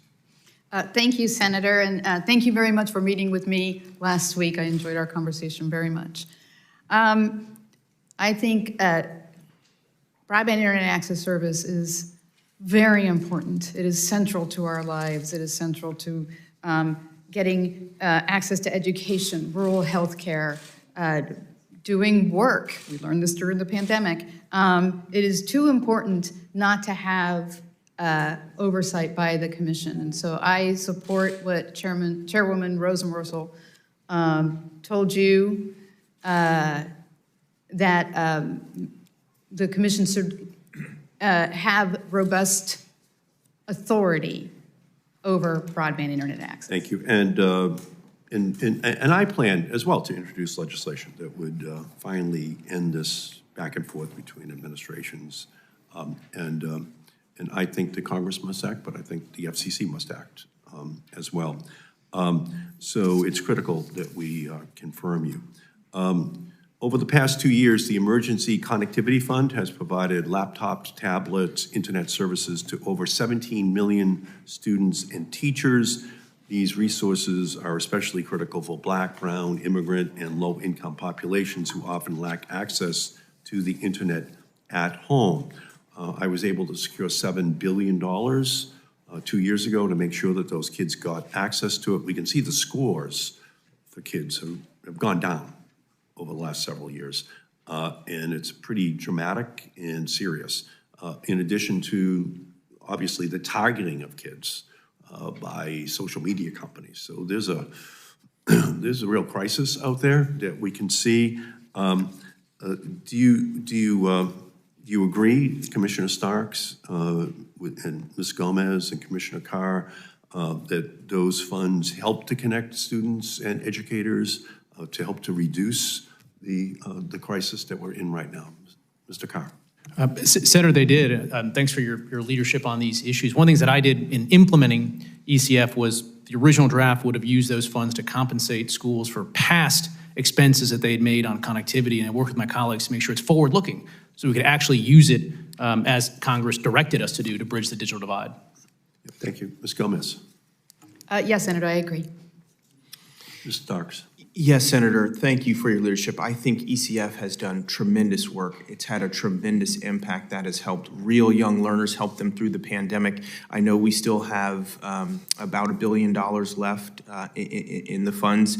In particular, it's prioritized for schools that are left with the greatest need. I think it's very important. Great, yeah, and again, we're down to just $1 billion, so it's running out of money, and we just can't let it run out of money. This is a continuing crisis that we can see in our country. Kids need it on their desk, but they need it at home as well, especially the poorest kids. So I'm going to continue to work to try to make sure that that funding remains intact.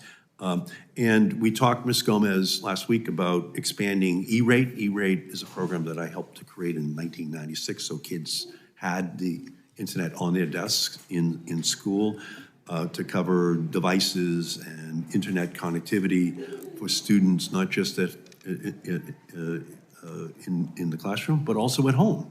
So could you talk about your philosophy in terms of how E-rate should be looked at in the future? Thank you, Senator. The E-rate has done much good in connecting schools and libraries. And if confirmed, I would look forward to delving into the program and how best to benefit students, and hope to work with you as well. Yeah, if we don't do something, then we're going to have millions of kids who just go over a digital cliff here. Mm-hmm. And we know that the good part of it is obviously making sure that they have it in the classroom and at home. That's the good side of it in this Dickensian world. But there's also a negative side, and we have to move on strong child internet, social media protections that the Congress promulgates to protect them against the negative side of it as well.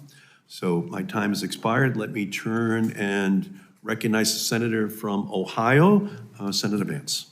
Great. Thank you, Mr. Chair. Thanks to you and the ranking member for scheduling this hearing. I want to direct my questions to Mr. Carr because you've said and written some things that are interesting to me about tech censorship. And I think about how communications have changed in this country. It seems preposterous to me to think that 40 or 50 years ago, you would have had your telephone service turned off for having the wrong political views, but now you're regularly denied access to modern forms of communication for having the wrong political views. We've seen this in the COVID era. We've seen this in a whole host of other contexts. And I know we've even seen this affect our electoral system as certain stories are censored in the run-up to an election and as certain candidates appear to be supported or not supported by the big tech companies in their fundraising efforts. I find this just really preposterous that we allow this. I want to ask in particular about your views on Section 230. I want to start there. Now, you've been somewhat skeptical, as I understand it, of the idea that Section 230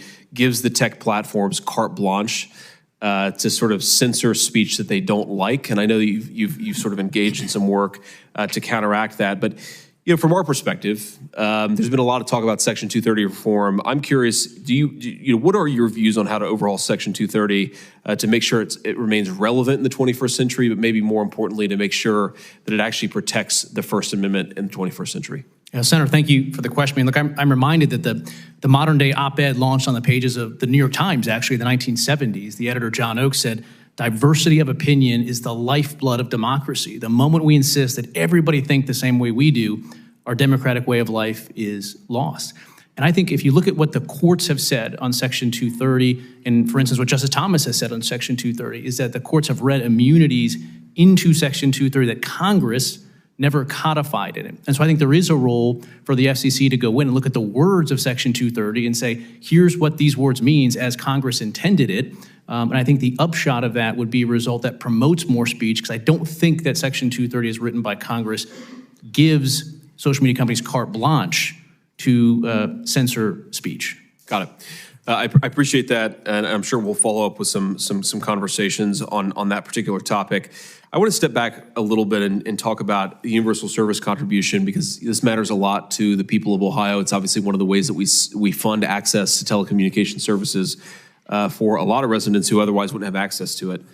The internet's changed a lot since the Telecommunications Act of 1996. And you have proposed some interesting things when it comes to funding that system in the 21st century. I've described our current funding model, which of course goes after traditional telephone providers to provide modern broadband services, as akin to taxing horseshoes to pay for the interstate highway system. You've proposed some other things, and maybe you could flesh that out and why you think it's a good idea.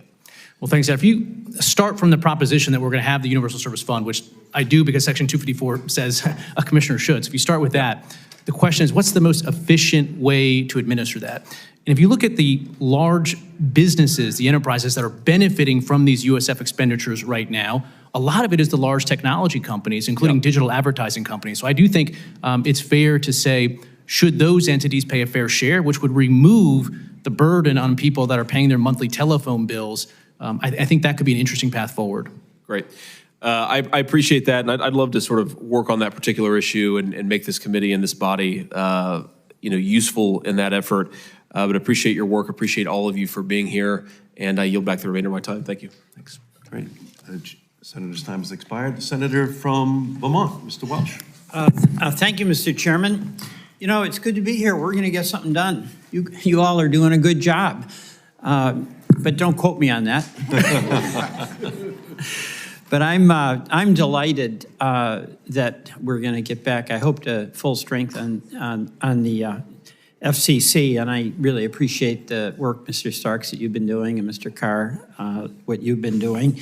And I'm delighted to have Ms. Gomez here, and it would be good to have an Inspector General from Malden, Mass. You can't do better than that. So I just want to express my appreciation for the work of the FCC. I want to appreciate and acknowledge the bipartisan effort that has been made under difficult circumstances. I think all of us welcome that. The issues aren't easy, but working together obviously is the ultimate way to go and be successful and have some durable accomplishments. So just to take this as an expression of one senator's gratitude. So thank you all, each and every one. I just do have a couple of questions. I'll start on the mapping question. And Mr. Carr, I want to just ask you about that. Mapping has been a real problem. We started focusing on that, actually, I think when Senator Blackburn was in the House on the Energy and Commerce Committee with me. We've made some progress, but the implementation really depends on good mapping. And I want to just hear from you about how you're just going to stay on it, not just you, but the FCC, to make certain that mapping is accurate. Senator, thank you so much for the question, and really thank you for your leadership, including in the House. I think it's fair to say we wouldn't be where we are right now with a much improved map if it weren't for the work and the legislation that you all passed. The map is much improved, but we have to stay on, and that includes working with state broadband offices. I've met with at least 9 state broadband offices right now to continue to improve it. It's going to be iterative, but the advances we've made, particularly from new version 1 to new version 2, are quite substantial. So you're going to stay on it. Good. Yes, sir. Thank you. And Ms. Gomez, we have what are called community union districts in Vermont. I think it's a very innovative way where towns banded together. It's very rural. And obviously, those towns have a goal and a commitment to getting that broadband to the last barn on the farthest dirt road. So I want to ask if you're familiar with the CUD districts, community union districts, and is that something that you'll focus on to help us do what we need to do in Vermont to be successful in implementation? Thank you, Senator, for that question. I think connecting broadband to every corner, I think you said barn, and every driveway, to reach every person across the country in every area is very important, and I am more than happy to work with you on ensuring that the FCC takes actions that enable that. Thank you. Mr. Starks, you and I and Commissioner Chair Rosenworcel have worked on the homework gap. Mr. Lujan, Senator Lujan is going to be here in a few minutes, but he's been a leader here on getting the Wi-Fi on the school buses. You know what? That really, really, really makes a difference in rural America. What are you going to be doing on helping us get those school buses wired? Yes, thank you for the focus here. Thank you for your leadership, your longstanding leadership on telecom issues, Senator. Educating our youngest minds is extraordinarily important. You know, again, I'm a Kansan and certainly know that folks have long ways, young learners, students have long ways that they may need to travel on buses. And so I absolutely think that it's imperative and consistent with our telecom programming to allow Wi-Fi on buses to make sure that students can learn that way. Okay, thank you very much. Mr. Chairman, I yield back. Thank you.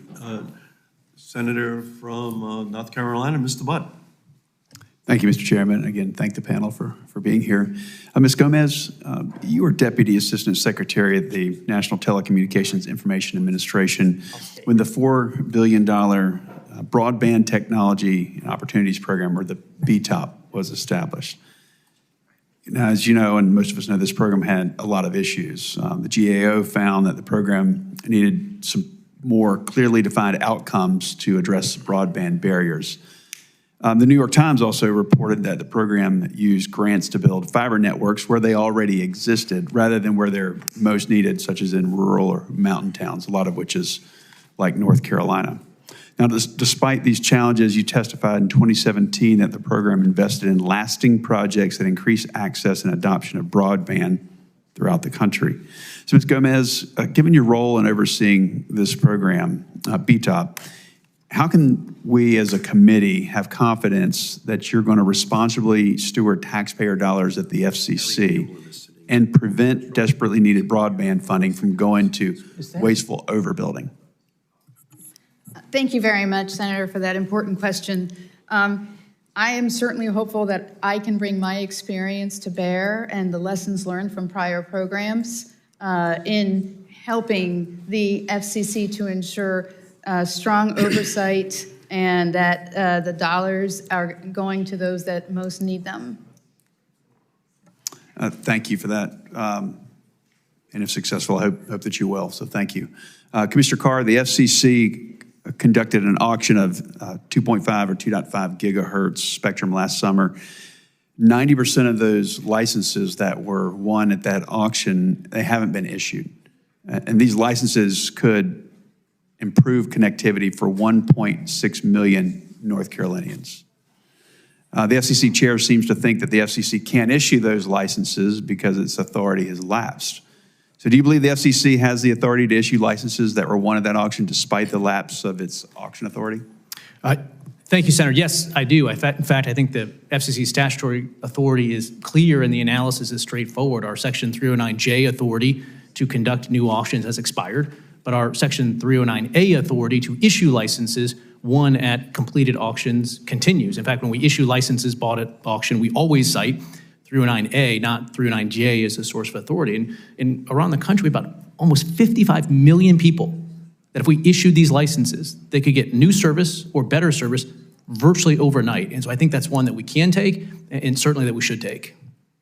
Well, thank you. I hope that you do. That's good news to hear about 309A.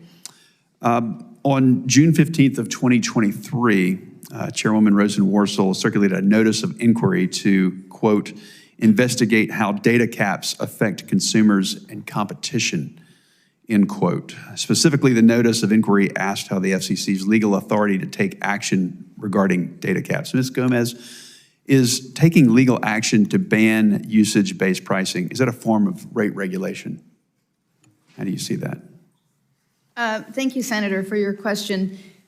I have to admit, I don't know much about the notice that the chairwoman circulated. I think when I think of rate regulation, however, since that's what your question was, I think of traditional rate regulation like I used to do when I was a young staffer at the FCC, involving tariffs and price caps and rate of return regulation. And that is certainly not something I think is necessary today. I think competition is the best regulator of prices. I appreciate that. So a follow-up question, how could the FCC possibly account for all the downstream effects that would follow if the FCC decided and banned usage-based pricing? Thank you, Senator.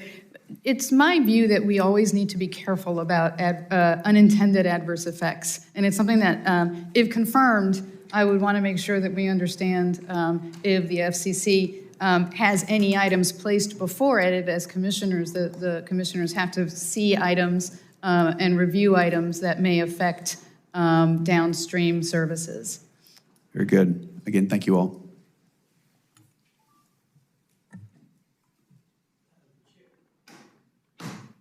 The chair recognizes the ranking member. Thank you, Mr. Chairman. As you know, I was very dismayed with how the commission handled the Standard General Tegna transaction. There was a 2-2 commission. The chairwoman wanted to block a lawful transaction, but she didn't have the votes. So instead, she skipped a commission-level vote and directed the FCC's Media Bureau to do her bidding. All of that was in the context of widespread allegations that this deal was quashed specifically to benefit a longtime Democrat donor. Mr. Starks, you were a sitting commissioner at the time. Did you have any concerns regarding the chairwoman's unprecedented decision to quash a multi-billion-dollar transaction without the full commission even taking a vote? Yes, thank you for the question, Senator. This was one of the most complex media transactions, mergers that we've had certainly before us in recent memory. The transaction never came before me as a commissioner. As you mentioned, the full record and the information there was not before me as a commissioner. This was handled at the Media Bureau level. With all respect, Mr. Starks, that's the point, is it didn't come before you as a commissioner. Were you troubled by that? You just said it was complex and important, and the chairwoman had the Bureau decide it, so it never came before you as a commissioner. Were you troubled by it? Yesterday in my office, you said you thought that the commission should vote on significant matters. Do you still hold that view? Senator, I deeply appreciated our conversation.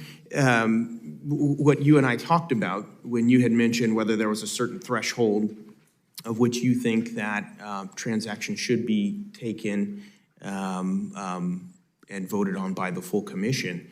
And I appreciated you posing that question. I have thought about it and would be eager to work with you as we think through that question. I'm not sure. Did you say anything publicly when the chairwoman acted to prevent the full commission from voting on this matter? I have not raised it publicly, no. Okay, that is disappointing. Ms. Gomez, you and I discussed the same matter. In my office, you stated that you believe significant decisions of this sort should be dealt with by the full commission. Is that still your position? Thank you, Senator. And yes, we did discuss this in your office, and again, I appreciate your time, especially so late in the day when we had that conversation. Commissioners are nominated by the president. They're confirmed by the Senate. I think that they should vote on more items and not especially when they're major items in the public interest. So will you commit, if you're confirmed as a commissioner, that you will not sit quietly by and allow a matter of this significance to be decided at the Bureau level without the commissioners having a vote? I would commit that I would work with the chairwoman on whatever she puts before us, but I do believe that commissioners should vote on matters of significant public interest. Well, I would hope that if you are confirmed, you would be willing to say so, because it's one thing to sit quietly by and allow a commissioner, a chairwoman, to abuse her authority, but if you're confirmed as an independent commissioner, you don't work for the chairwoman. That's right. I want to turn to another topic, which is so-called net neutrality. Now, when the Obama administration FCC's net neutrality rule was repealed, there were all sorts of histrionic predictions. For example, in 2018, the Senate Democrat caucus tweeted, quote, "If we don't save net neutrality, you'll get the internet one word at a time." MSNBC publicly said that ending net neutrality will destroy everything that makes the internet great. Not to be outdone, Senator Bernie Sanders announced, as did news outlet CNN, that ending the net neutrality rule was the end of the internet as we know it. Mr. Starks, were any of these predictions accurate? The internet continues to thrive, Senator. Is that a no? Were these accurate? No, these are not accurate. Ms. Gomez? I agree. In my office yesterday, you acknowledged that the repeated protestations of Democrats and the media were, I think the term you used, were hyperbolic. You still share that assessment? Yes, Senator, I do.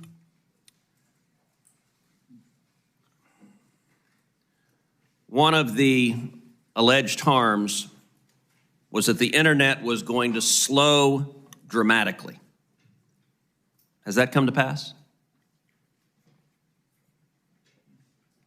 I am not aware that it has, Senator. Mr. Starks? No, not to my knowledge, no.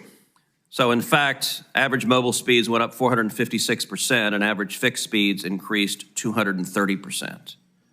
Now look, I understand that net neutrality has become this shibboleth for the left that is a Democrat nominee. You have to say net neutrality rules are great.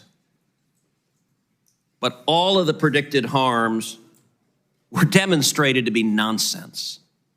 And I got to say, broadband right now in America is leading the world. We saw during the pandemic when heavily regulated European broadband couldn't keep up. Mr. Starks, Mr. Gomez, Ms. Gomez, both of you in my office said yesterday that you did not believe the FCC should regulate rates. Is that still your view, Mr. Starks? That is correct. Ms. Gomez? Yes, Senator, that's still my view. Mr. Carr, what would be the harm if the FCC asserts the power to regulate rates and to turn the internet essentially into a public utility that is controlled by the federal government?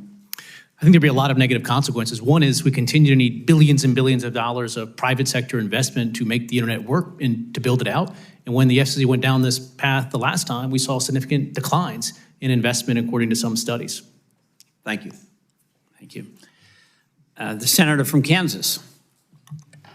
Thank you, Mr. Chairman. Let me start with regulation of broadband, where perhaps Senator Cruz was ending. As Senator Budd mentioned, Chair Rosenworcel announced recently that she would be asking the Commission to vote on a notice of inquiry examining the practices of broadband providers imposing so-called data caps on consumer broadband plans. Commissioner Carr, do you think this is an issue that warrants FCC time and resources?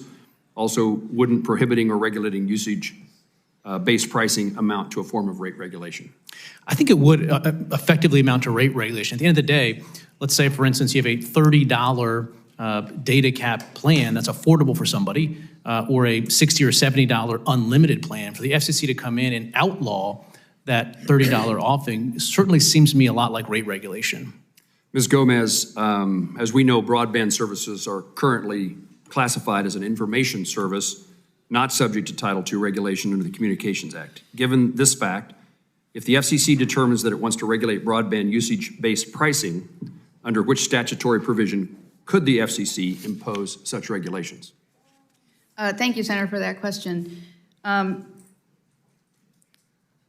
Just to make sure I understand your question, if the FCC were to regulate usage-based pricing, under what provision would they regulate that? Yes, assuming that you agree with me that the law currently doesn't allow that under, it's not subject to Title II regulations. Okay, sorry. Thank you. Appreciate that clarification. I think that broadband internet access service is too important, too central to our lives and to our economy not to have effective oversight. And so I would be supportive of reclassification to Title II. However, I go back to my original point that I don't support rate regulation because I think that competition is the most effective regulator. And I was going to ask you, so what's the distinction between what the answer I heard you tell Senator Cruz or told him in his office and you confirmed today and what you just said to me? I think it's the same. And your earlier part about reclassification under Title II, tell me what you meant by that. I think that Title II gives the strongest oversight to the FCC over the service. I just don't agree with regulating pricing. And I assume, let me take that back. I would like for you to confirm that even though you have views about what the FCC should do or what's good for the economy, you do need statutory authority, a grant from Congress, in order to accomplish that. Is that true? Thank you, Senator. I believe fidelity to the statute is always important. I also would strongly support for Congress to legislate in this arena. It would be, as Senator Thune mentioned earlier, the best course of action. But I would pledge fidelity to the act in any action that, if fortunate enough to be confirmed, I would have before me. I appreciate what Senator Thune said and that you agree with it, and it would be the right course of action if Congress, and particularly this committee, could find that common ground sweet spot in which we could proceed. Unfortunately, in my view, the FCC took action that made that less likely that we would be forced to make those compromises and the ability to work together. Let me turn to a spectrum auction. Section 108, the 2.5 gigahertz spectrum auction ended 10 months ago, but licenses that were sold remain with the FCC despite payment for those licenses already being made. Ostensibly, the FCC is holding these licenses because of the lapse in spectrum auction authority. I understand that this spectrum may be used to connect thousands of Kansans, particularly in rural areas, but without the licenses being provided, the connection cannot occur. Commissioner Carr, other than spectrum auction authority, are there any other tools the FCC can use to provide for the use of these licenses? Yes, Senator. First of all, I think we can use our existing 309A authority to issue those licenses, but short of that, the FCC has an authority called STA, Special Temporary Authority, that would allow us to authorize the use of that. And to your point, bring Americans across the digital divide, and we could do it effectively with the flip of a switch. And is there effort to do so? I don't see any movement at the FCC towards that end. Okay. My final question, Mr. Chairman. Commissioner Carr, you've been outspoken in your belief that TikTok is a national security threat and a data privacy risk to Americans. I agree with you, but I believe the problem of adversarial countries being able to siphon American data is greater than just one app. Can you talk about the pervasive challenge we are facing in terms of securing U.S. data from adversarial nations and offer any suggestions you might have for Congress to address the issue? Thank you, Senator, for the question, your leadership on this. The way I think about it from an FCC perspective is we took action at the device layer. We've taken action on Huawei ZTE. We've taken action at the carrier level, looking at China Mobile, China Telecom, the common denominator being entities that are beholden to the CCP and data flows back to China. I think it's important as a country that we also take action at the application layer, whether that's in the main, the FTC, or Treasury through the CFIUS department. I think that's where that action should take place as opposed to the FCC per se. But we need to look at TikTok, and we need to do a comprehensive look at all applications with sufficient ties back to adversarial regimes. Data privacy has been another one of those issues that it would be great if Congress could find that sweet spot in which there's some willingness to work together to find a solution, and I'm going to continue to try. Mr. Chairman, thank you. Thank you. Senator from Indiana. Thank you, Mr. Chairman. The Government Accountability Office recently examined federal broadband efforts and found that there are over 130 federal broadband programs administered by 15 different agencies. In the GAO's own words, quote, federal broadband efforts are fragmented and overlapping, and communities with limited resources may be most affected by fragmentation, unquote. We need to streamline and synchronize our broadband programs to make sure that the left hand's talking to the right hand. And in this case, at least for now, that means over 130 hands. Duplicative and unnecessary overbuilding of our broadband networks doesn't benefit anyone. It slows broadband deployment, it squeezes an already tight labor pool even tighter, and it wastes taxpayer dollars. We've promised our constituents that the recent unprecedented amount of federal spending on broadband will finally close the digital divide. In a challenging economic climate, when staggering inflation is reducing the value of every dollar, it's vital that we get everything else right. This means streamlining our current programs, using the most accurate broadband maps possible, rolling back unnecessary and burdensome regulations, allowing the free market to operate freely, and accounting for every dollar that goes out the door.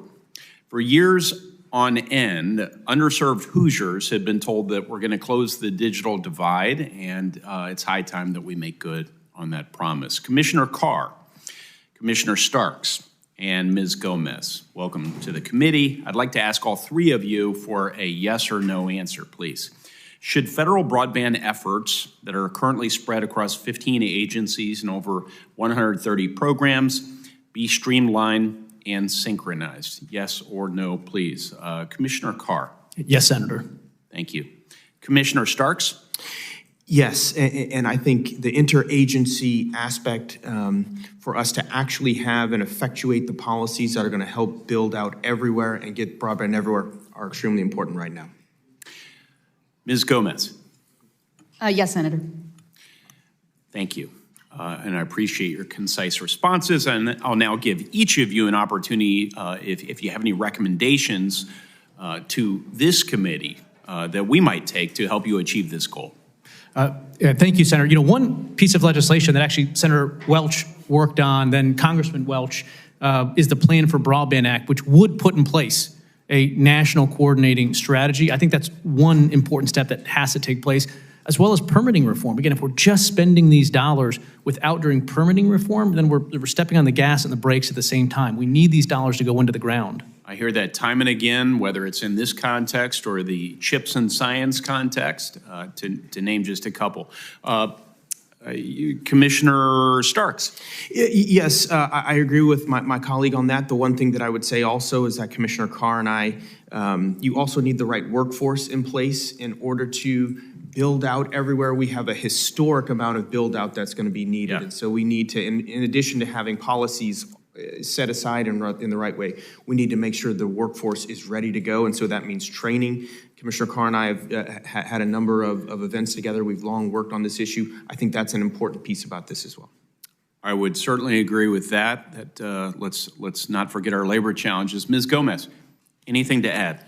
Yes, thank you, Senator. I realize that I am before you as a nominee for the Federal Communications Commission. However, I would like to point out as well the importance of oversight and technical assistance, because all of this funding is going toward mostly to the states And NTIA has a lot of lessons and guidance that they can provide on effectively overseeing grant programs and on even the workforce discussions that we've had, as well as permitting. So the importance of oversight and technical assistance is also something I would stress. Very important and well received. That's our job as Congress to vigorously oversee our various agencies. So thank you. Staying on this theme of reform, I have a brief amount of time left, but I just want to say I wholeheartedly believe we need to have a robust and bipartisan conversation about universal service reform, and everything should be on the table. Ms. Gomez, what are your thoughts on the current state of universal service? And should Congress take any steps to reform the Universal Service Fund? If so, maybe you can indicate what specific steps you would recommend or endorse. Thank you, Senator. The Universal Service Fund program is very important. It's important for connectivity. It's important for our schools and libraries. It's important for rural health care. It's important for students. So protecting program integrity is important. And if confirmed, I would love to work with you in this committee on addressing ways to ensure that we can protect the program going forward. Thank you. I'll look forward to doing so should you be confirmed. Commissioner Carr, anything to add as it relates to the steps Congress might take to effectively reform the Universal Service Fund? One idea that I've talked about a lot recently actually has to do with inspector generals, which is to say potentially codifying a requirement that the FCC consult with the IG on the front end of all of these initiatives and actually put in our decisional document, here's the 8 recommendations that the IG had to protect against waste, fraud, and abuse. Hopefully we agree with all of them, but if we don't, we can explain why that is. I know our chair has done that before, but there's no obligation to. And in fact, maybe that's a better requirement just across the board for all agencies, is to codify that requirement to consult with IGs and put their recommendations up front in the decisional document. Noted. Internalized. Poised for action. That's excellent. Thank you all. Senator Lujan, you're recognized. My apologies. Senator Sinema, you are recognized. Well, thank you so much. And thank you to the nominees for joining us today. Ms. Gomez, I'd like to begin with net neutrality. As you know, net neutrality is a critical protection for both internet consumers and providers. It's a priority for lawmakers across the political spectrum. However, as you also know, decades of partisan disagreement, FCC rule changes with each new administration, and the resulting years of costly litigation have failed to reach a workable solution. The result is that consumers and providers have no certainty about the rules of the internet. I believe the only way to permanently fix net neutrality is for Congress to pass a bipartisan bill that provides lasting net neutrality protections while ensuring there is opportunity for innovation in the internet. It's clear that existing law does not map neatly into the 21st century digital world, and it fails consumers when it's applied to the modern internet. Do you agree that the best way to find a lastable, workable solution on net neutrality is through congressional action? Thank you, Senator. That's a very important question, and yes, I do agree. Well, thank you. If you believe that congressional action is the best path, then will you support a proposal at the FCC to go ahead with a Title II approach to net neutrality should Congress fail to act? Thank you, Senator. If the chairwoman puts a proposal before me, I certainly, if confirmed, of course, and before the commissioners, it is my belief that broadband internet access is a service that is central to our lives, to our businesses, to our work, to our education, to getting rural health care. And the FCC should take action to ensure that it has effective oversight. Thanks. I'm very proud of the funding secured to help rural, tribal, and other low-income communities obtain affordable broadband services in the bipartisan infrastructure law that I helped negotiate and pass. Arizona is largely a rural state, home to many of the communities most in need of the help that the law seeks to provide. So this includes distributing the $42.5 billion in BEAD program money in line with allocations we expect to see announced next week. So 2 questions for you, Ms. Gomez. How do you believe the FCC may best serve its oversight role in ensuring such large amounts of money reach the destinations they're intended to while minimizing waste, fraud, and abuse? And then second, do you believe the FCC has the resources it needs to ensure these programs are instituted successfully now and in the future? Thank you, Senator, for that very important question.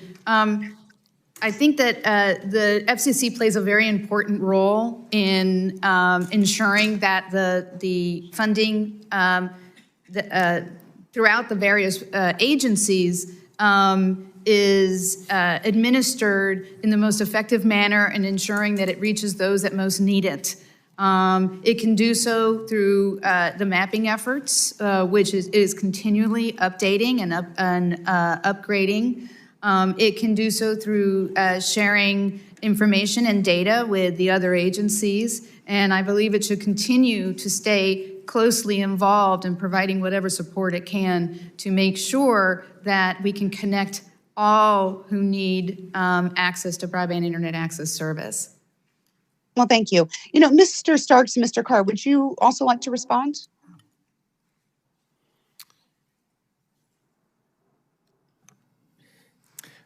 Yes, and thank you for the questions. I think that we need to, first of all, prioritize unserved communities rather than underserved. I think one of the things that you did in leading on this infrastructure initiative was to establish tech neutrality.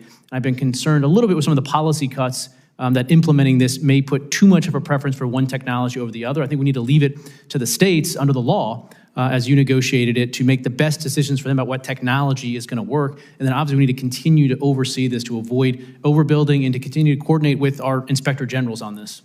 Yes, and this is Commissioner Starks. Thank you so much for the question, Senator. And in particular for your hard work on focusing on tribal communities as well. Tribal broadband is a particularly important part, making sure that our broadband maps are ready to make sure that the funding that is going to start to flow from NTIA is well placed and well matched. The Tribal Connectivity Fund as well seems like it is doing tremendous work in tribal areas as well, focusing on, in particular, some of those very left behind tribal communities who need broadband as quickly as possible. Thank you. Mr. Chair, I know my time is running down. Just one quick item more. Earlier this year, students and staff at the Tucson Unified School District had their sensitive information hacked by a hacker ring. The hackers stole confidential information, social security numbers, passports, driver's license, and held it for ransom. Now, the FBI and CISA have warned governments that schools are vulnerable to cyber attacks. Last September, the Arizona Department of Education urged the FCC to allow schools to use E-rate funding to create more advanced cybersecurity infrastructures and systems. But right now, it is limited in terms of aid for advanced network protection. So, Ms. Gomez, my last question for you is, would you support expanding the E-rate program to allow schools to use E-rate funds to purchase a wider, more protective range of cybersecurity tools like firewalls or network security services? Thank you, Senator. You certainly raise a really important issue. I have to admit, if confirmed, I would need to look into the statute and how this fits within the statute, but I am very supportive of any efforts to secure the networks over which this important data is being carried. Great, we'll follow up. Thank you, Mr. Chairman. I yield back. Thank you, Mr. Chair. The bipartisan infrastructure laws, broadband infrastructure investments have put the United States on the cusp of finally beginning to close the digital divide, but broadband infrastructure is just half of the equation. Without dedicated efforts on digital equity and affordability, we still risk leaving millions of Americans unable to access the internet, which means they're disconnected from school, disconnected from healthcare, and the modern world. One of the hallmarks of digital equity and affordability is the FCC's Affordable Connectivity Program, which has helped over 18 million Americans and over 600,000 Georgians afford essential internet service through ACP, the Affordable Connectivity Program. This is a great start, but there are over 51 million Americans that qualify for the ACP, so clearly much more work needs to be done. Ms. Gomez, how does and how should the FCC support states in conducting outreach for the ACP program? Thank you very much, Senator, for that question. I have personal experience with poverty. When I was in high school, right before going to college, my family lost everything. And I had to scrape my way, borrow, work my way through college and through law school. And I faced that difficult decision of whether to pay my phone bill or how, not buy food, I guess. I had to pay my rent too. And I like to tell this story, and I apologize for taking time saying it. I just want you to know how personal this is to me. I would call my brother. It was usually around May of every year, and I would say, Louis, I can't pay my phone bill this month. And he'd say, how much do you need? And I'd say, $34. And he would send me 100, and that 100 felt like 1,000 at the time. So I very much understand how difficult it is for families, especially low-income families, to make these decisions, but yet still maintain that connectivity that is so vital to us today. And so I forgot your question, but if confirmed, I'm happy to. Well, I think personal experience and perspective is absolutely important to getting the policy right. Yes.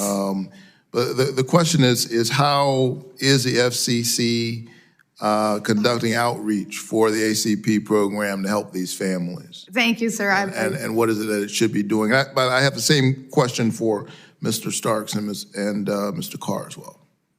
Go ahead, Ms. Gomez. Thank you very much. I have to admit I'm not at the commission, so I'm not 100% sure of what the commission is doing. I would hope that they are conducting that outreach because families need to know that there is this available to them as a service. Yes, thank you for the question, Senator. Thank you for your hard work and leadership here.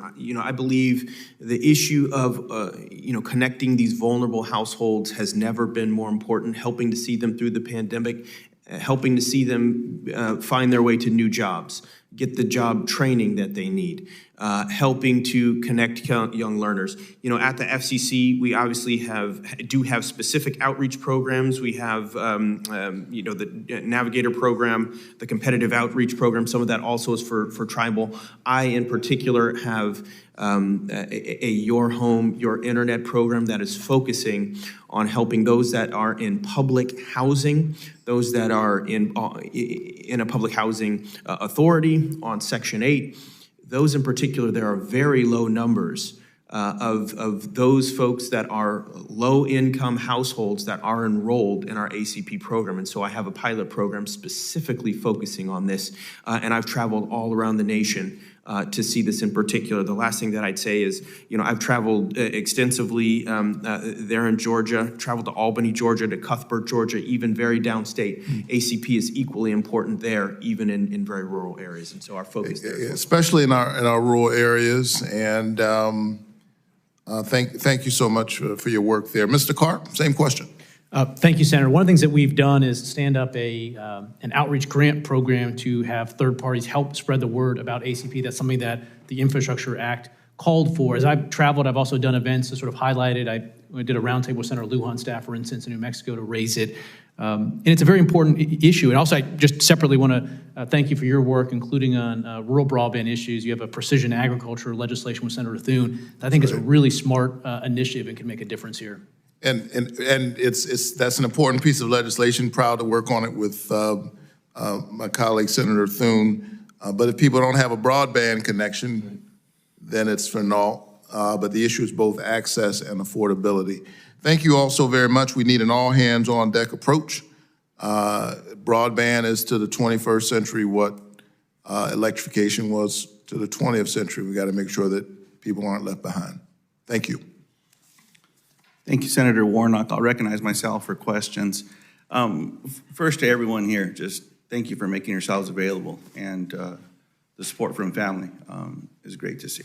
Where I come from, that matters. And you all were willing to put a pause on your personal lives to be here to support people you love. Thank you. Ms. Gomez, welcome. It's good to see you. And I'm hopeful, based on what I heard today, that we could have 5 FCC commissioners here very soon, and an inspector general. I think that's critically important, but I hope everyone watching and reading will continue to send letters of support for you, because it's been incredible for me to see the letters of support that have come in for you, Ms. Gomez. And I appreciate that, and I want to thank everybody as well. Not to say that they're not coming in for you too, commissioners, but being that this is the first nomination, if you will, of what I hope will be many for Ms. Gomez.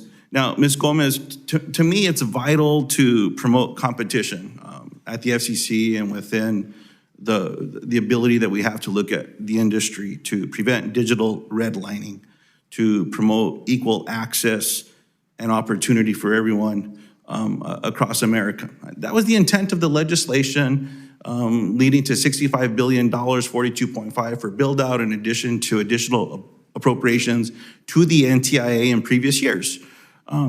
So in all of this, we also have to protect consumers. We have to support consumers. Now, my question to you is a simple yes or no, Ms. Gomez. Can the FCC do more to protect consumers? Yes, Senator. And what are your thoughts on how Congress and the FCC, with what we can do to guarantee consumer protections or protect privacy, promote competition among broadband providers? Well, Senator, I think it's important that the FCC exercise its oversight over broadband internet access service. It is so central to our lives, to our economy, to innovation. It is just an incredibly important service to the nation and to its international competitiveness. As such, it needs to have the jurisdiction to perform that oversight. I do support Congress legislating if that is in the cards, but if not, I think I would support the FCC also acting to ensure that oversight. I appreciate that, and that leads me to my next question. And Commissioner Starks, this is for you. Yesterday, an incredible leader in the House, Doris Matsui, was asking a series of questions around robocalls. I'm not gonna ask everyone here to raise their hands if they don't like robocalls, because that'll take a long time. No one likes them. I got one just now. There was a spam call that just came across my mobile phone. Something's gotta happen here. There's been efforts in the past. People have raised this. There's been legislation adopted. But bad people know how to find loopholes. Sometimes they create loopholes and they exploit them. And this is the new way of theft, right? It's not that someone's necessarily going to grandma and grandpa's door. They're calling them on the phone. They're sending a spam text or email, and they get someone to click, and then they prey on them. And it's bad. And there's so much money being stolen from people. Yesterday, I was proud to introduce the FCC Legal Enforcement Act with Representative Matsui to ensure the FCC has the enforcement authority it needs to go after robocallers who break the law. Now, I know the FCC is working hard in this arena, as I said. I'm very concerned of these predatory actors who are getting more and more aggressive. So, Commissioner, again, yes or no, would increasing FCC enforcement authority help the agency crack down on robocalls? Yes, it would, Senator. I appreciate that very much. I hope we can get support to get this one done. Commissioner Carr, you and I agree that edge providers, the companies that benefit most from new broadband users online, should also contribute to universal service model connecting unserved and underserved communities. I think online advertising is a straightforward approach. Now, USF contributions are currently assessed on telecommunication services, we know, long distance calls, which the technology shifted, man. I mean, we've got to get this right. But in doing so, modernize the USF, which I appreciate that there's a bipartisan effort in the Congress, but the editorial that you also wrote on this. My question is, what do you see with the future of USF contributions? Well, look, thank you, Senator, for the question. Thank you for your leadership on this. I know the task force that you're working on this issue is going to be very important. Simply put, the status quo is not acceptable. Universal service right now is stuck in a death spiral. The revenues that we assess, traditional telephone revenues, have declined from 80 or 90 billion a number of years ago down to 30 billion now. And so we have a 30% assessment in order to fill that USF expenditures right now. Left untouched, there's one study that showed that 30% could go to 75% assessment on top of a traditional telephone bill. I don't think that's sustainable. So I think now is the time that we have to have the conversations like you're doing in this task force to come up with a bipartisan view on the future of USF. I appreciate that. Now, Ms. Gamlin, thank you as well for being here. And I look forward to your swift confirmation as well. You've been nominated for such an important job, given all the topics, the authorizations, the investment, the appropriation, taxpayer dollars that are being invested to improve everyday life all across America. Cracking down on that waste, fraud, and abuse is going to be critically important. As I just shared with robocalls, that's just one example of predatory folks that are out there. And I'm looking forward to the work that you'll do, and I'm hoping you won't find anything. But if you do, I certainly hope that there's swift action taken to make sure that people that are doing bad things are stopped. You have strong experience in public service, working with a wide array of agencies and departments. In my research, always showing independence, which I appreciate. Now, yes or no, does strong coordination between agencies prevent government waste? Yes.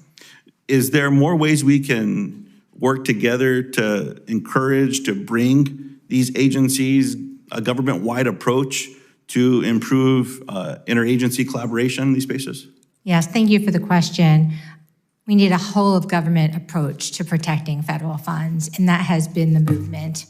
Recently, OMB issued a memo on that, talking about gold standard meetings and the need to meet with agencies, very similar to what Commissioner Carr had said before at the outset of funding, to share risks and ideas for protecting funds.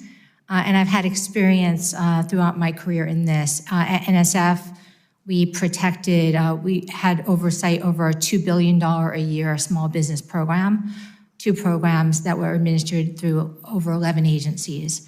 And what we did was we worked with the other OIGs, and we worked with the agencies, and we worked with law enforcement partners across the country to protect those funds. We brought everybody into the same room together.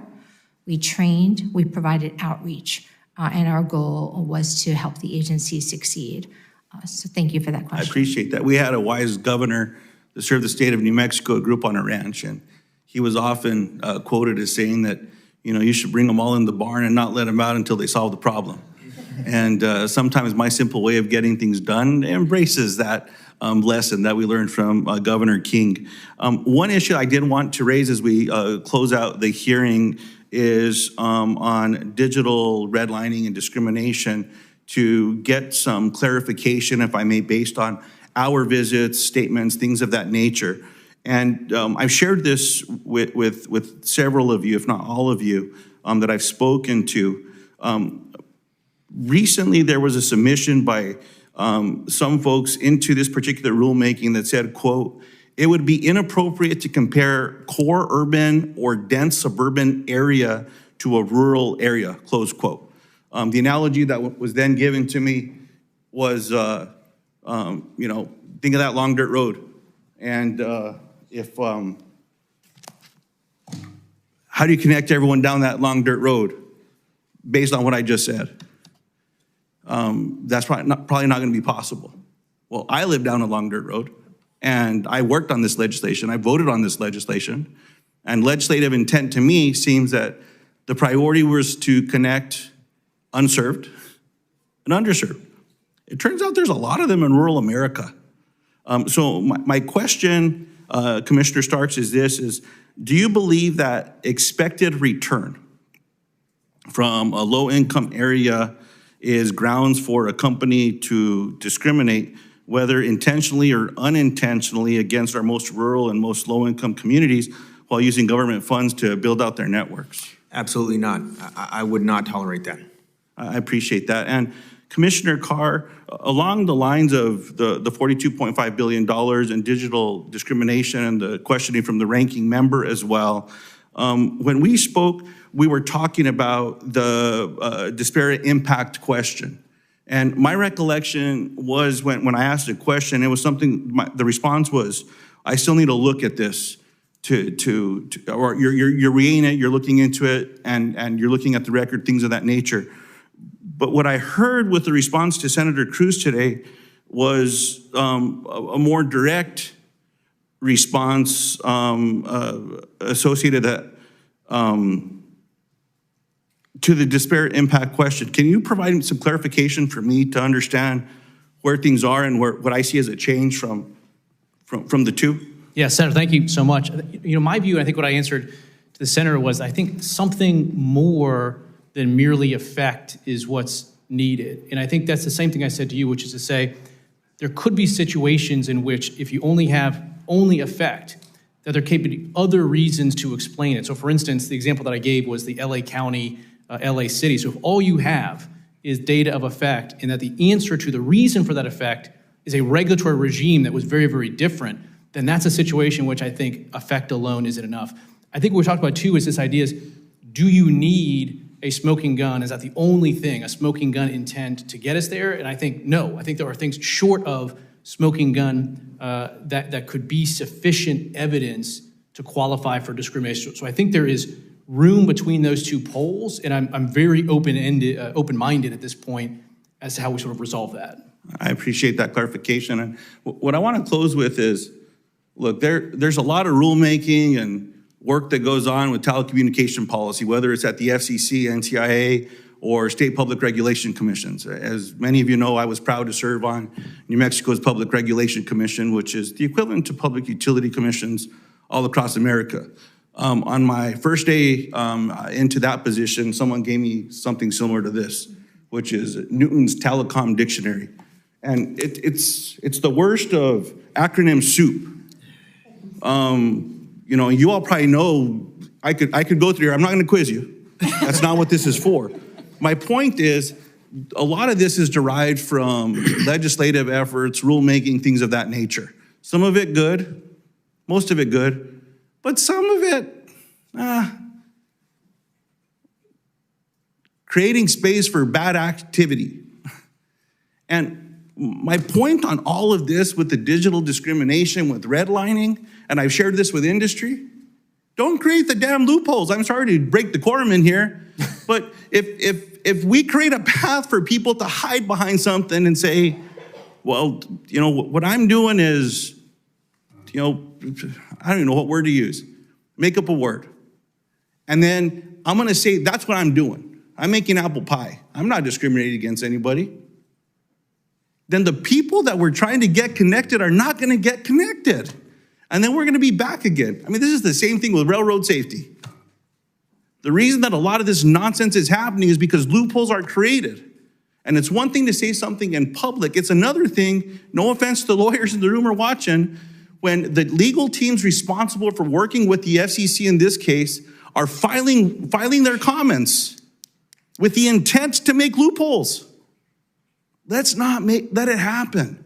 That's what I'm hoping we can do here. And well, I don't want to get into specific definitions. Don't create loopholes. Don't support creating loopholes. And to the industry, don't try to make loopholes. And then we won't have loopholes. And then everyone gets connected. So I'm just hoping that that's where we can get as well. Even though I'm one of the most junior members on the committee, someone made the mistake of giving me this when I walked in. So that's why I've gone over on my time. I apologize to all the staff and everyone I've kept here. Thank you all for being here. Thank you for your commitments to doing good. We don't always agree on the approach, but we often agree on what we want to accomplish. And I hope that's the driver with all that we want to achieve here.